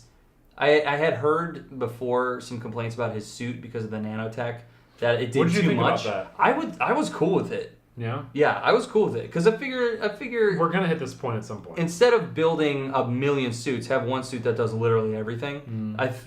Makes sense to me. And I thought when he was fighting Thanos, where like his feet are locking into the ground, and he's like coming back, and he forms his hands, and as Thanos like destroys him and like keeps banging on him, like he gets less and less suit that works for him, and then he tries to go for the dagger, and Thanos fucking sticks him with it, and you're like, oh, Tony Stark's dead. That's it. The audible silence that you heard throughout the theater after that happened. Where I was like, oh my god! I mean, 10 fucking years of that character being around, and another amazing line from Thanos. I hope they respect you, Stark. Yeah, and he's like, and he just knows his name, and he's just like, I hope they remember you. Like as in humanity. He's like, oh, that's awesome. But I haven't liked Tony Stark this much in years. No, because you've had 1 was incredible, 2 and 3. Well, 2 I kind of dug on 2. 2's fine. I had a lot of issues with 3, but it was with the director, not necessarily Tony Stark. Sure, Avengers is fucking great. Yeah, Avengers: Age of Ultron, good, but something was going on, and then we hit Iron Man 3. What the fuck's going on? And then Civil War, and fuck you. Yeah, Civil asshole. War was where you're like, come on, man. But that's the Iron Man you wanted, because that's the movie that made like Steve Rogers like. Well, he's always been so fucking cool. Yeah. But he understands that the American Constitution isn't necessarily his Constitution. Yeah. And it's just not the America that he remembers. Yeah, well, know. Yeah, Tony Stark, I was really We're also just barely out of slavery, so you know what? There's been some good things that have come up, Cap. Yeah. So how about you chill the fuck out? That's right. I was very satisfied with Tony Stark and Iron Man in this. Same. Yeah. Super satisfied with that. Yeah. And also like some of the funniest lines between Cap and Thor too. They had the tiniest little exchange. Yeah. Tiniest little exchange. Let your hair grow out, huh? Got your hair cut off. Mm-hmm. Oh, grew a beard like mine, huh? Yeah. Yeah. All right. Back to killing these things. Thor was by far my favorite character in this movie. Thor drove this story. I feel you like felt that he was a god. I really liked Thor and Ragnarok, but I felt like they were leaning. I said this before. I felt they were leaning on the funny a lot. And I think in this movie they established that like yes he's super powerful, but when he's got that hammer, that's when his powers explode. They're to focus. Well, his dad said that. Odin said that. Right. The hammer was meant to focus your power, and then he lost the hammer. And now he knows how to do it. And then he was using just his power that you haven't really seen him use forever. And then he goes ahead and is able to focus that in Ragnarok when he's fighting Hela. And now he's got something else to be able to focus his power through using who he actually is as the god of thunder. Right. This is my Thor that I've always wanted. I've always really liked Thor, but I love Thor comics so much. And this Thor, even interacting with the Guardians, Thor treats them like they're beneath him. Yeah. Because he knows he can kick all their ass. And he's just like, I'm just going to take your food. And Star-Lord trying to talk to him. He's Put like, you're hole in your spaceship. I'll be fine. I'm gonna take your ship now, and they just have to deal with it. I'm gonna talk to your girl. Yeah, it's awesome. That was. She's the daughter of Thanos, and he walks up to her and he gives this whole sympathetic speech. Can be really tough. It's fucking great. It's fucking great. And you get all the sides of Thor that have accumulated to this point, and it's like, wow, this is a fully well-rounded Thor. And I honestly think probably my favorite maybe favorite moment, but definitely favorite clapping moment was when Thor pops up into the battle with Rocket Wakanda. and Groot. Yeah. And he just starts kicking everyone's ass. And you see that full Thor power, even before he hits Thanos. I felt like Banner, so happy with that. I felt so like Banner happy. being like, "Oh, you guys are so screwed now," was a little much. Yeah. But I still enjoyed it enough. It's true. I still laughed, but it was he was totally right. And when he just like slams the hammer down and just starts murdering all these motherfuckers. It's this. You get to see. That's right after he slams the hammer down, and then it cuts right after that. Yeah. But you get to see him come through the air with this hammer. Sky goes dark, eyes are lightning, his fucking chest pieces are lighting up. And also, everything. I was going to point this out. Slams it down, explosion, and you're like, they've got it under control for a minute. Yeah. And now we can cut away from this. But fuck, I still want to see him kill people. Yeah, I could use an hour of Thor whooping ass. That'd be great. That'd be fun. But after they construct the Stormbreaker and his suit's pretty much ruined, when he shows up again, he's wearing the suit that he was wearing in the Ultimate Universe. Yeah. So I was like, that's an interesting transition cool. there. Yeah, because that's the weapon that he has in Ultimate Universe. Can we talk about Dinklage, Peter Dinklage? Let's get into that. Yeah. Right. Because you had mentioned to me how distracting that was. I wasn't as distracted when I saw it the first time, but maybe that's because I was so fucking overwhelmed with the movie. Yeah. But yeah, second time around, I was like, wow, I think Peter Dinklage might be the worst part of this movie. I felt like that. I felt like the second time around, I was like, all right. You were cool with it the second time around. I'll buy it. Yeah. Yeah. But the first time around, like, it totally took me out of it. And I was like, what the fuck is this? Yeah. Like, this is... No, it's excellent what you're doing, but, like, it just doesn't look real I could have used a different actor, honestly. It was a surprise that distracted me from the movie. Yeah. Because I wasn't taking him seriously. And he's supposed to be... I feel like his actions and his movements were of the size of a regular person. Mm-hmm. And I wasn't able to comprehend his actual size and weight and everything. Yeah, because he's huge. He's fucking massive. He's huge. But I don't actually get that. Yeah. I don't understand that. I can't appreciate how big he is because he's moving like a regular person. Yeah. So that bothered me a lot. I felt like I was looking at a normal person and that's art department and that's set decorating and everything. Even else just too. like with the long hair and the beard look, and they established that Thanos took his hands. But they didn't really show that, like, his hands were encased in metal. Yeah, no, I picked up on that more than enough. I feel like they because I was thinking that whole time, like, then how was he making Thor's fucking weapon? And I guess he was kind of clumsy with it, and then Groot had to pick up the pace with it. Well, then he was like, "Where's the handle? Where's it?" Yeah. But dude, one of the funniest lines was from Peter Dinklage, and that was when he's like, Thor said something about killing and dying, and he was just like, yes, that's what killing. That's what killing means. That's what killing means. Yes. And then he was like, give this awkward look, like fucking idiot. I was just mad at you a minute ago because I expected Asgard to save us when Thanos came here, and you weren't here. But you don't understand what these words mean. Like, it was fucking great. I loved it. Yeah, that was good. I appreciated Dinklage a lot more the second time around. I don't think it came down to any of his acting. I think it was a lot of art department. How he looked. Dropping the ball. Yeah. No. Everything around him. Yeah. So, not necessarily what he was wearing with wardrobe and makeup and everything, but more of a little bit on the way that he was moving, but definitely a lot of what was surrounding him to give us context to what he was. Yeah, so his scale seemed weird the whole time. That is actually another incorrect point, because it wasn't his scale to what everything was around him. It was Thor's scale to everything that was around him. Yeah. Because this place should be built so that Dinklage can be fine. Right. Like, everything's normal. Yeah. There should be no tiny doorways that he has to go through, because this is where he lives, and this is where he works, and this is what he does. Right. Everything should be built for his size. Yeah.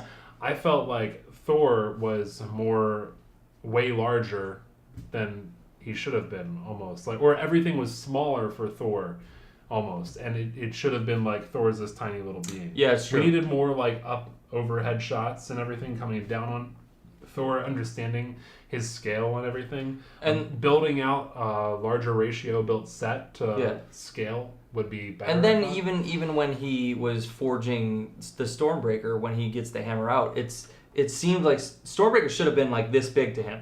Yeah. And it seemed like a normal size. Yeah. Yeah, so that scale I have was issues. definitely I have issues difficult with that. there. Interesting. I am more than willing to overlook that, though. Yeah. Yeah. I'm willing to overlook like all this shit because I love the movie so much. Yeah. But who else haven't we touched on? All right, so Vision was a bitch. Scarlet Witch, we went through her quite a bit, right?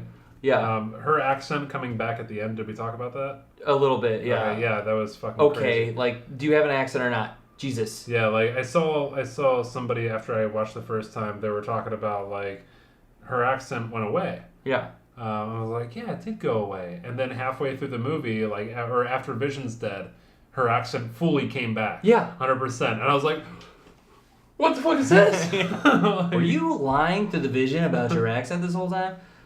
Well, he doesn't like accents. So. Did we hit much on Spider-Man? Because I feel like Freaking. Spider-Man had... We haven't hit on Spider-Man. We haven't hit on Spider-Man, and we haven't... I guess we have covered a bit of Thor. Thor's great. Spider-Man, though... We need to talk about... But before we move on to Spider-Man, since we're on Thor right now, or we're in the Thor realm still right now, let's talk about him getting the axe into Thanos. Because that's one of his last big scenes. Yeah. When he is able to use Stormbreaker to be able to buried it into Thanos' back to Earth chest from whatever star that he's at, launches back, gets there, slams it in, and is able to push it in further. They have a little interaction there, which is, I mean, it kind of brings it full circle to the beginning of the movie, where Thor was so helpless against Thanos, and in this he had Thanos on his knee. Yeah. And Thanos pulls the should have gone for the head. Yeah, but that shot was framed so perfectly too, because it wasn't really framed. Well, it was, but then there's so much of Thanos being made up in the invisible world and everything. But you see, like, the whole frame is like there's the snap at the bottom left-hand corner, and then Thor's face up above that, and it's just such a quick. Oh yeah. And his reaction so perfect, so fucking perfect. Yeah. But isn't that when we step into the Soul Stone? I think so. We don't step. What? Wait, hold on. We go. Yeah, that's when it happens because then Thanos disappears and then Thanos shows up in the Soul Stone. Right. And then the next time we see him is somewhere else. Have we covered Cap? No, we haven't. But we got Spider-Man Cap. Yeah, let's stick on this for a second because I want to understand this. Yeah. You're talking about the Soul Stone being something that Thanos went into after he killed Gamora. I'm talking about the scene after he snaps his fingers and he shows up talking to the little girl Gamora. Right. Yeah. So why would he be transported into the Soul Gem at that point? That's what I don't understand, but that's the only thing I could come up with for that whole scene. What was the flashback that he had right after he killed Gamora? Or there was a flashback. That's when he woke up in the water and he just had the Soul Stone in his hand. Oh, that's right. Yeah. That's right. Yeah. So I guess that's how you get the Soul Stone after you sacrifice a loved one. And what happened with the Red Skull now? I guess the Red Skull's... I don't know. Yeah, where's the Red Skull? I don't know. He's on that planet somewhere. How cool was that, though, the Red Skull showed up? That was great to hear his voice and not connect the two, and then to see his... It's been 14 movies since the Red Skull showed up. That's crazy. Fucking crazy. All right, let's hit Spider-Man real quick. Yes. All right. Perfect Spider-Man. On the bus. Yeah, perfect fucking Spider-Man. On the bus, all you had to do is slap Ned on the face a little bit. We're all gonna die. Distraction. You are correct. You are all gonna die. And he hops out. He swings up, hops on, gets in the fight with Captain America, or not Captain America, Iron Man, Doctor Strange. Jettisons his way up to the big loop. Something I love about Spider-Man that they portray very well in these movies is that he's always willing to step up against ridiculous odds. He does, but he doesn't understand the consequences. Right. And that's the same thing with Quill. But that's where, like, Spider-Man is always willing to sacrifice himself, where Quill is more selfish. I disagree, because I think that he's not willing to sacrifice himself. He's willing to play the hero up until the point where he's going to lose himself, and then he's really scared, and then he really doesn't want to be there. And Yeah, I then can see he's that. a kid again. Yeah, I can see that. But that's, I feel like, no fault of his own. He's been a superhero for how fucking long now? Yeah, You know? held his own against Thanos, though. How about that? He didn't. Well, yeah, he did. Yeah, He did. He got a You're few right. shots in. He got a few shots in. Eventually, he caught him. But him working with Doctor Strange was fucking great.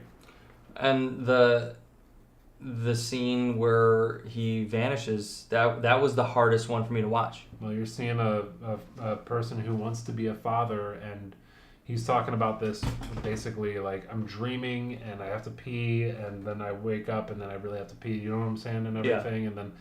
And he's like, no, I felt like are we pregnant or what? And it's like, no, Peter Parker is pretty much your adopted son. Right. And you are already a father. You do have to pee, and it's Parker. Yeah. And he's always looking out for Peter throughout the movie. He is, but dude, that fadeaway scene, like that was rough. Didn't want to die. Flawless. He's apologizing, and you're like Tom Holland is fucking Spider-Man. Fucking brilliant. He's great. So incredible. That was the hardest death for me. Yeah, that was death. Is it a death? I don't know. But one of the ones was Winter Soldier. Yeah. And he started fading. Winter Soldier is one of my favorite characters in all of the MCU. Yeah. I love Winter Soldier. Like, love him.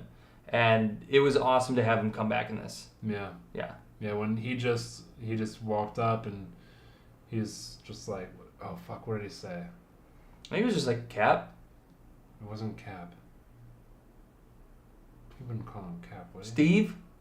It was Steve. He did say Steve, yeah. Steve! Steve! My hands are fading. Hey, Steve! What do you think of this, Steve? What? Steve! So, I mean, he didn't really do a ton in the movie, though. A couple good interactions with other characters. Some good interactions. It was just awesome. Killed a bunch of aliens, but I guess the White Wolf is a character that's established in Black Panther comics, and it wasn't. They're like, "What's up?" So he's the White Wolf now. So it's like, oh, that's cool. Yeah, wasn't Winter Soldier at all in the comics for White Wolf. I was gonna say, I think it was a different character completely. Yeah, it was, and he was black. Yeah. It wasn't at all the same person. Well, now he's not. Whatsoever. Yeah. Well, now he's got another reason for being the White Wolf instead of wearing white tuxedos. Because that's what we look for, and that's what we care about. Yeah. Anyway, he was like a trickster. He was a guy who would like gamble and stuff and everything. It was kind of a pimp. But I mean, anyway, he can still be a pimp. Yeah, he can still be a pimp. Yeah. Felt like the Winter Soldier got fat. Did you feel like that? He looked different for sure. He was fat. I didn't pinpoint that was it, but yeah, that could totally be it. That might have been. I don't know. But, he's been eating them awesome Wakanda steaks, Yeah, well, if they allow him to have them. Eating some goat steaks out there. Yeah. Throwing stuff one-handed around on the farm. Yeah, it was good to see him back. I think that's pretty much where they established him. Yeah. So Winter Soldier was great. We talked about Spider-Man. I think that's everything we need to say about Spider-Man. Well, the fucking alien reference was fucking great. Him helping to save Doctor Strange was excellent. Getting knighted as an Avenger. Yeah, that was a big moment. His slap-on web shooter thing. Yeah, that was cool. That was cool. That was fucking great. Yeah.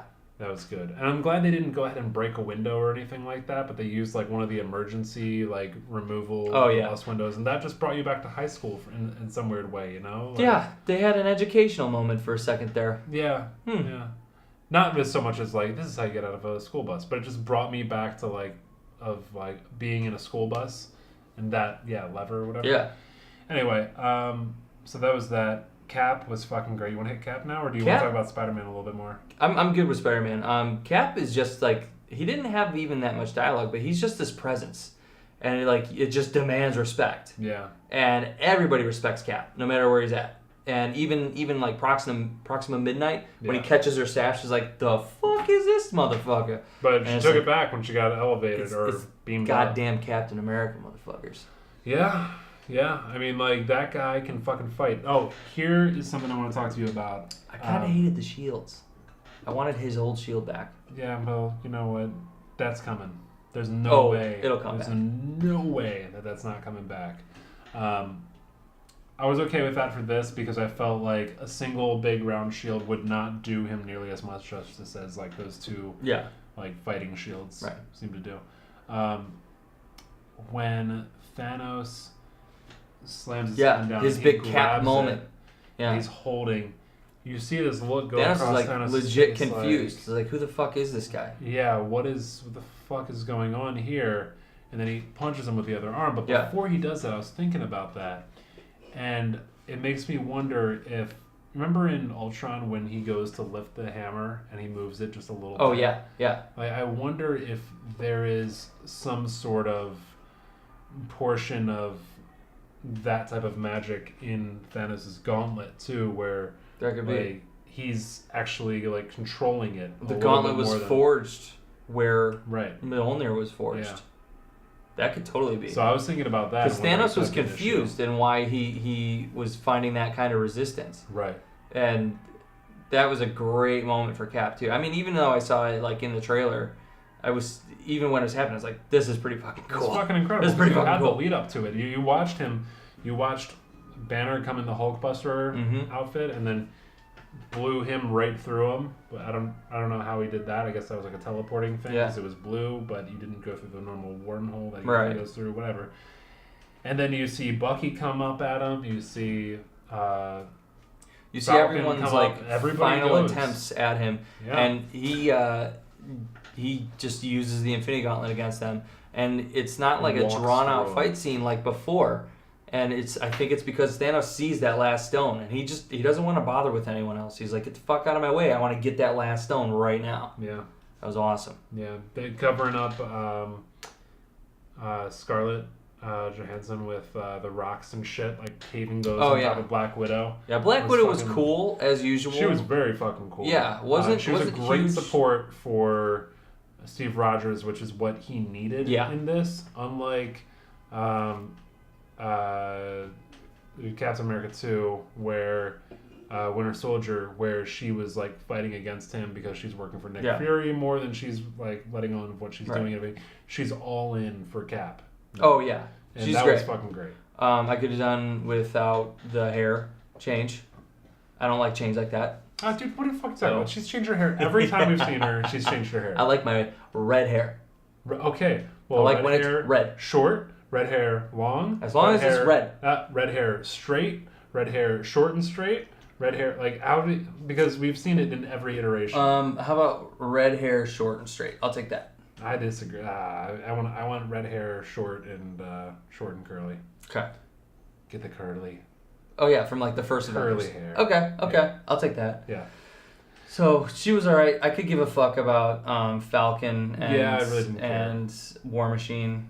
They're just kind of there. Well, War Machine did that thing where he went by. They should have done a bigger thing with this, I thought, because they really did have Quill be like the number one, like, you're a fucking asshole person in this. But they could have done that put a little bit of blame on War Machine too here, where he goes across. He's like, oh, I got something for him, and he flies across the force field and he drops all these bombs out the back of him, and they explode.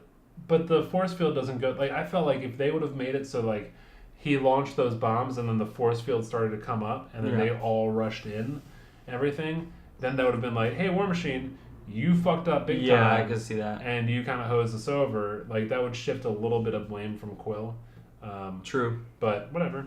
He did have a cool moment, though, which was a Thanos moment where he's flying at Thanos. Thanos just kind of crushes him in the suit. That was like it was a split second, but I actually felt claustrophobic. Oh, you did, yeah. I was like, oh, shit. And that was cool. Especially with him losing his legs. Like, that's not the first time he's been wounded in the suit. Oh, yeah. You know? Like, yeah. Which is, that's a good contribution to his character where, you know, he's willing to get back in that thing and still do what he's got to do. Huge. Good for him. The last time we saw him, he was, like, trying to walk. Yeah. you know. Who else we got? Because I want to kind of wrap it up almost with Thanos. Yeah. Because it's his fucking movie. Benedict Del Toro was Benicio. He showed up. He showed up. He was a part of Thanos's. Saw the guy from Arrested reality. Development. I wish I could have had time to point him out. Yeah. Like, well, you said something, and I was like, what? And then we were already moving on to the next scene. I was like, shocking because the scenes move so fast. Yeah. I saw that at the end of the credits. It said any likeliness to characters from Arrested Development is unintentional and whatever. Yeah. So they had I some. saw that the first time I saw it, I was like, what the fuck?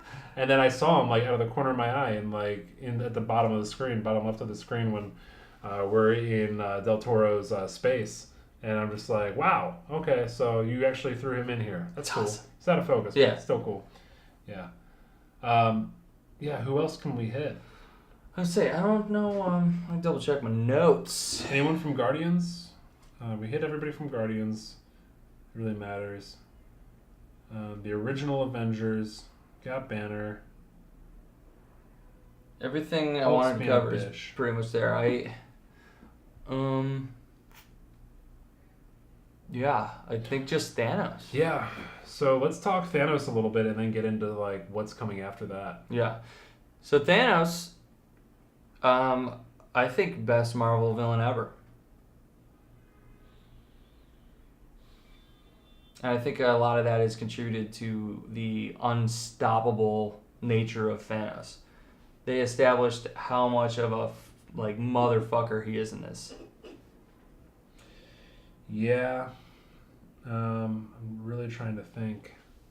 The only other villain I would say was ever competitive with being that good of a villain wasn't really the villain. It was the Winter Soldier. That's the only other villain. Yeah, Winter Soldier was cool. I really liked when Loki... I saw who never hesitated to kill, never hesitated to do anything. Yeah.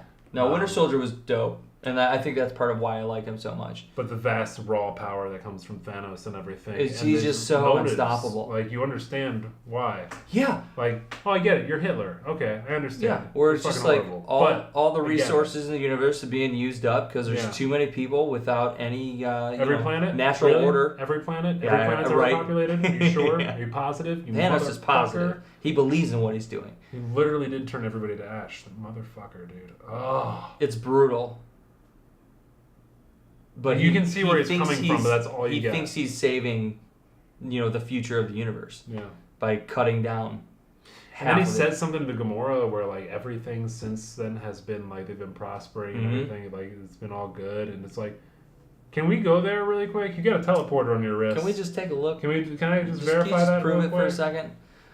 Josh Brolin though playing Thanos, I thought it was perfect. When I originally heard he was playing Thanos, I was like, all right, cool. And then he shows up in Guardians and is like, oh, all right, he's a badass, sitting in a throne the whole time. But hey, well, the first time we saw him, he looked like shit.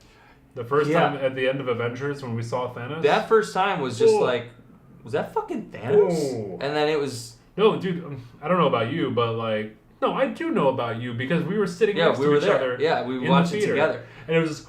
Oh! Yeah, it was like fucking Thanos. It was like fucking Thanos. But now, like that technology has moved ago. Along so much. We're fucking living in. Were we living in the same place at that time? I would think so. I think we were living. We were, yeah. Huh? It's a long time.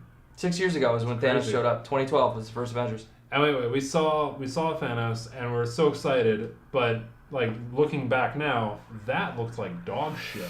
Compared to what he looks like now, I can't believe what they've done with everything. He looks great.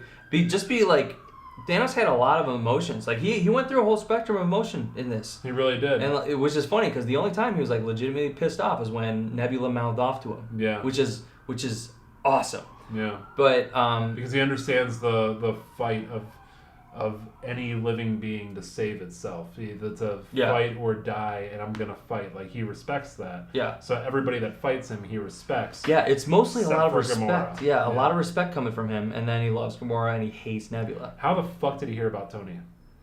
I don't know. It had to be from the first Avengers, because Tony made his way out to space, and he's the one that set off the nuclear bomb to destroy the Chitauri. Yeah. Not the Skrulls, right? The No, Chitauri? it's just it's the right, Chitauri in the right. first, which Yeah, and they also yeah. show back up in the Gamora vision. Right, yeah, they Yeah. do. Yeah. Um, I was just making a joke there, because we can't have Skrulls. Thanks, Fox. Thanks for That's fucking right. us big time. oh, you know that Marvel's buying Fox, right? Are they really? Yeah. They're buying it? Are Yeah. you sure? Yes. I know. It's being a dick. I can't. I don't even know what to think about it right now. I don't know. But maybe they go to It needs to happen for me to be like, okay.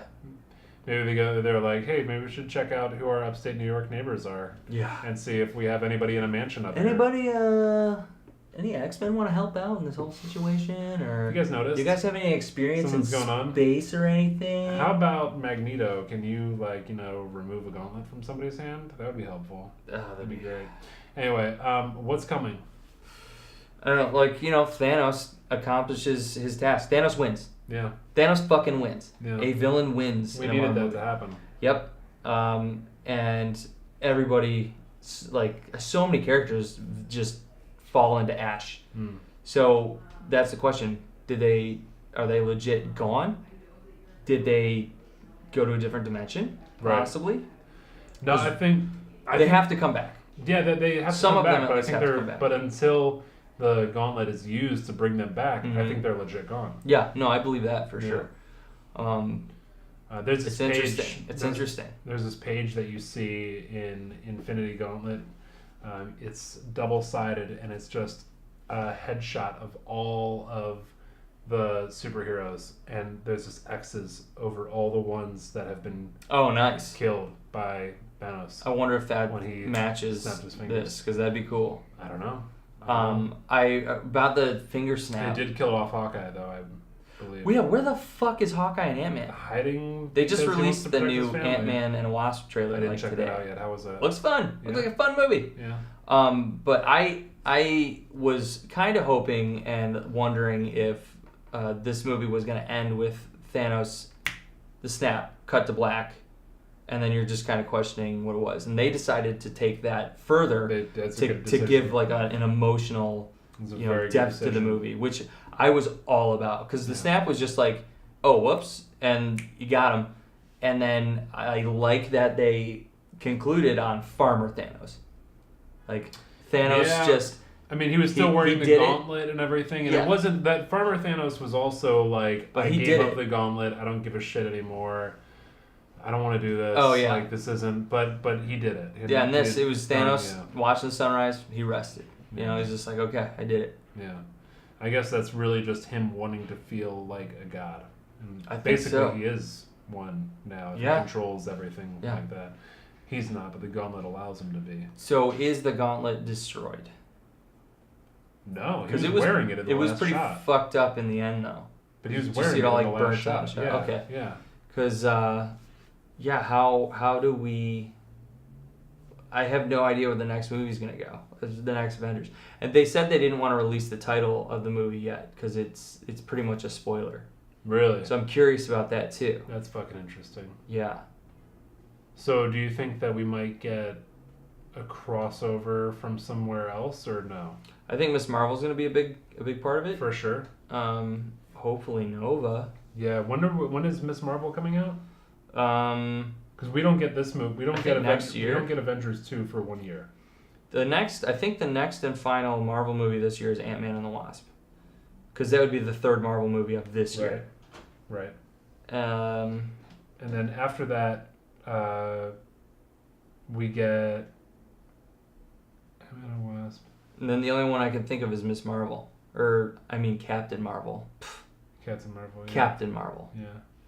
And that's taking place in the 90s. Right. And then that'll end with her getting a call to come out to somewhere. Most likely. Yeah. Most likely. Nick Fury Half that story might be what sending her happens. the beeper message. Half that story might be what happens. Like halfway through that movie, she gets that buzz, Yeah. and then she goes off, and we continue where Infinity War left off. Mm-hmm. That could happen. We don't know. Probably not. But So you've got Steve Rogers left over. right. You've got, Yeah. Let's go through who we got. You've got Steve Rogers. You've got Hulk. Iron Man. Iron Man. I assume Nebula is going to... That'll be an interesting team up of Iron Man and Nebula because they have to get off that planet still Together. So Nebula's such a survivor, though, that I think she can scrap She'll definitely together do a it. ship. Yeah. Who else you got? So nobody else on Titan because everybody else is dead. Yeah, pretty much everyone on Titan. Yeah, except wiped for out. Stark and Nebula. And then on Earth, like you were saying, we have Cap, we have War Machine. Chitala's gone. Scarlet Witch is gone. Vision's we have gone. his sister though. Yeah, right? she's around. Man, it's so that Vision is white now. Let's talk about that for a second, really quick. I think he's dead as fuck. Right, he's dead as fuck right now. I like that he changed colors though. They did switch to a white Vision in the comics. Do you know why, or did we already talk about I don't remember. Yeah, I think we talked touched on it a little bit. I don't remember though. All right, cool. So I think Vision might come back as just a totally different character. It'd be cool to see him less emotional and more robotic. Totally agree. I would love that. I don't feel like you remove the Mind Stone and he becomes less robotic. Though. Yeah. Maybe he does. He probably does. I don't know. I don't know. That'd be cool though. All right, so then we got Rocket. Yes. Still. Rocket's still around. Winter Soldier's dead. Right. He's out. Rocket, Cap. It's a ragtag group. It really is. We're down to like the original Avengers again. Plus a little bit Thor. more. Thor's the heavy hitter there. It's Thank Thor, God we got Thor. Thor and the Hulk are the heavy hitters if the Hulk decides to grow a fucking pair. Yeah. But they were both there when Thanos had one Infinity Stone. Mm-hmm. And they couldn't do a damn thing. Well, Thor could back in the end. Yeah. So I think that's pretty much it. Got no Loki, so no more tricks to play. So maybe the Valkyrie. That'd be cool to see her come back because she kind of is out of nowhere. Ant-Man and the Wasp haven't shown up, or they were small that whole movie, which I guess is possible. Man, I have no idea where it's gonna go. Well, we definitely are going to get Adam Warlock coming in. He has to. I think we're he's definitely getting Warlock. He might show up in the next Guardians. I'm not sure when that's coming. I don't know when that's coming either. Because Infinity War is coming in May 2019, right. So we'd have to squeeze in. We'd have to squeeze in a Guardians movie in there. Somewhere. There's nobody left for the Guardians movie. I don't know what's gonna happen, man. We don't have anybody in the Guardians left to make a movie about. That's right. Jesus. I don't know where it's gonna go. It's difficult. That's all I can say. I just don't know where it's gonna go. Which is awesome. It's awesome not knowing, just because like I'm so used to knowing good like chunks of storylines that I can tell where a movie's gonna go, and I'm truly fucking clueless right now. I really want to stay away from more spoilers and videos like this to be able to just be totally surprised when I walk back in. I don't even want to watch the next trailer. I'm not. That's you know what I'm gonna make that my goal for the next Infinity movie. Not watching the trailer. Not watching it. Not being a part of it. Good luck. Thank you. I'm gonna have to. I have to. Yeah. I mean, I'm gonna see it anyway. They've already got me hooked, but I'm a trailer. Already got you. I'm a You're trailer already kind of gonna watch guy. it, but I'm a trailer kind of guy. Trailer, that is the most bullshit fucking excuse. I watch trailers. I watch trailers. That's what I I watch do. trailers. I watch movies too. All right. So my prediction for the next Avengers 2 movie is that Adam Warlock comes back for our first time, and he ends up teaming up. He takes basically Doctor Strange's place, and he leads Iron Man and Captain America and Ms. Marvel as well. So we might see more cosmic people in that one then, because you need some where more it's gonna go. highly powered people to take on Thanos. Definitely, and So- we're not gonna have. Go. I wonder if with the Fox deal going on, if they're gonna bring in Silver Surfer, because that's doable. So are they pretty much just gonna have the Infinity Gauntlet story for the next one? Because that's kind of what it was. Thanos started out with the Infinity Gauntlet. They rounded up a group of people. Then they went after it. The group of people they round up was everybody. I mean, Yeah. It was X-Men. It was Right. It was Wolverine. It was the Hulk. It was. Oh, I don't It know. was so many people. I'm excited to see who they could possibly introduce. Well, in Infinity Gauntlet, Adam Warlock distracts Thanos for a moment And Silver Surfer tries takes to the grab glove. it. Yeah. Takes the glove. Yeah. Brings it to Adam Warlock. Adam Warlock wears it. That's right. And then he is able to set everything back to what it was. But he's not the first person to wear it aside from Thanos. Though, Yeah. because it's Thanos wears it, Nebula gets it from Thanos, and then she accidentally destroys herself. Brings everyone else back, though. Brings everyone else back, sets everything the way things were before the gauntlet was taken over. But then that means that she goes back into being a broken mess. Right. And then the gauntlet is taken from her by... Not Dormammu. Mephisto, yeah. Yeah. I wonder if Dormammu is going to come. I can see in that. This next one. He totally could. What about that guy at the end of Doctor Strange? He was coming out to kill all magical people and everything. And we never heard anything from him again, right? Yeah. Like they established him as a villain, Yeah. but didn't get anything in return on that. Right. Oh my god, I don't know what's gonna happen, man. So much, dude. There's so much, and we know this stuff pretty well, but not that well. I'm excited. That's all I know. It's a heavy movie, and there's a lot going on. And like I said, I feel like I need to see it again just to try and wrap my head around the whole story still. Yeah, I felt like this one went by so much faster. Oh, totally. Seeing it a second time. It's just like I appreciated how they didn't waste any scenes. They didn't waste any moments. Yeah, at all. and like talk about moments. Like there's so many small moments that are so big. Yeah. And I'm still just in awe of how they structured and wrote this movie. Like they had to sit down and put it together, and I don't know how they did it. I don't know how they made it work. I don't know. I think they knew where they wanted to end up at, and they knew where they were starting at because of where they left off. Yep. And they made magic in going in between individual storylines. I mean, I don't know if this is how they did it, but I mean, it would have made sense. I mean, like where you want it to end up. It's going to be a 2-part movie. Is it a 2-part movie? Are we sure it's not a 3? They originally called it Infinity War Part 1 and Part 2, but they decided to nix that, and so it's just Infinity War and then whatever they're going to call the next movie. Oh, okay. Yeah. That's interesting. So I don't know what the fuck's going on, but I'm looking forward to it for sure. I liked this movie a lot the first time, and I liked it so much more second time. Where does this fall in? I know where it falls in ranking for Marvel movies. Where does this fall between comic book movies? Oh man, that's hard. Because it's like I have to establish. Do you like it more than Watchmen? Yeah. Same. I'll say that for sure. Dark Knight? That's up for debate. That's too hard to say because Dark Knight is such a fucking masterpiece. But even just seeing this one that second time, I'm still like, I just can't believe that they accomplished what they accomplished in this movie. They filmed not all, but so much of this on actual sets. Yeah, they didn't green screen a ton of it. It just looked great. They did an incredible job with the cinema in this. Like everything was filmed. There was a perfect amount of camera movement, and the camera movement always informed what that individual character was going through. Yeah.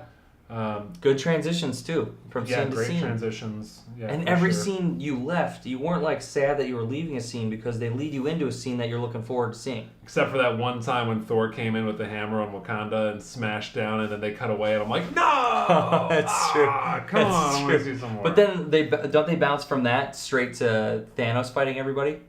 Yeah, I think or you're like,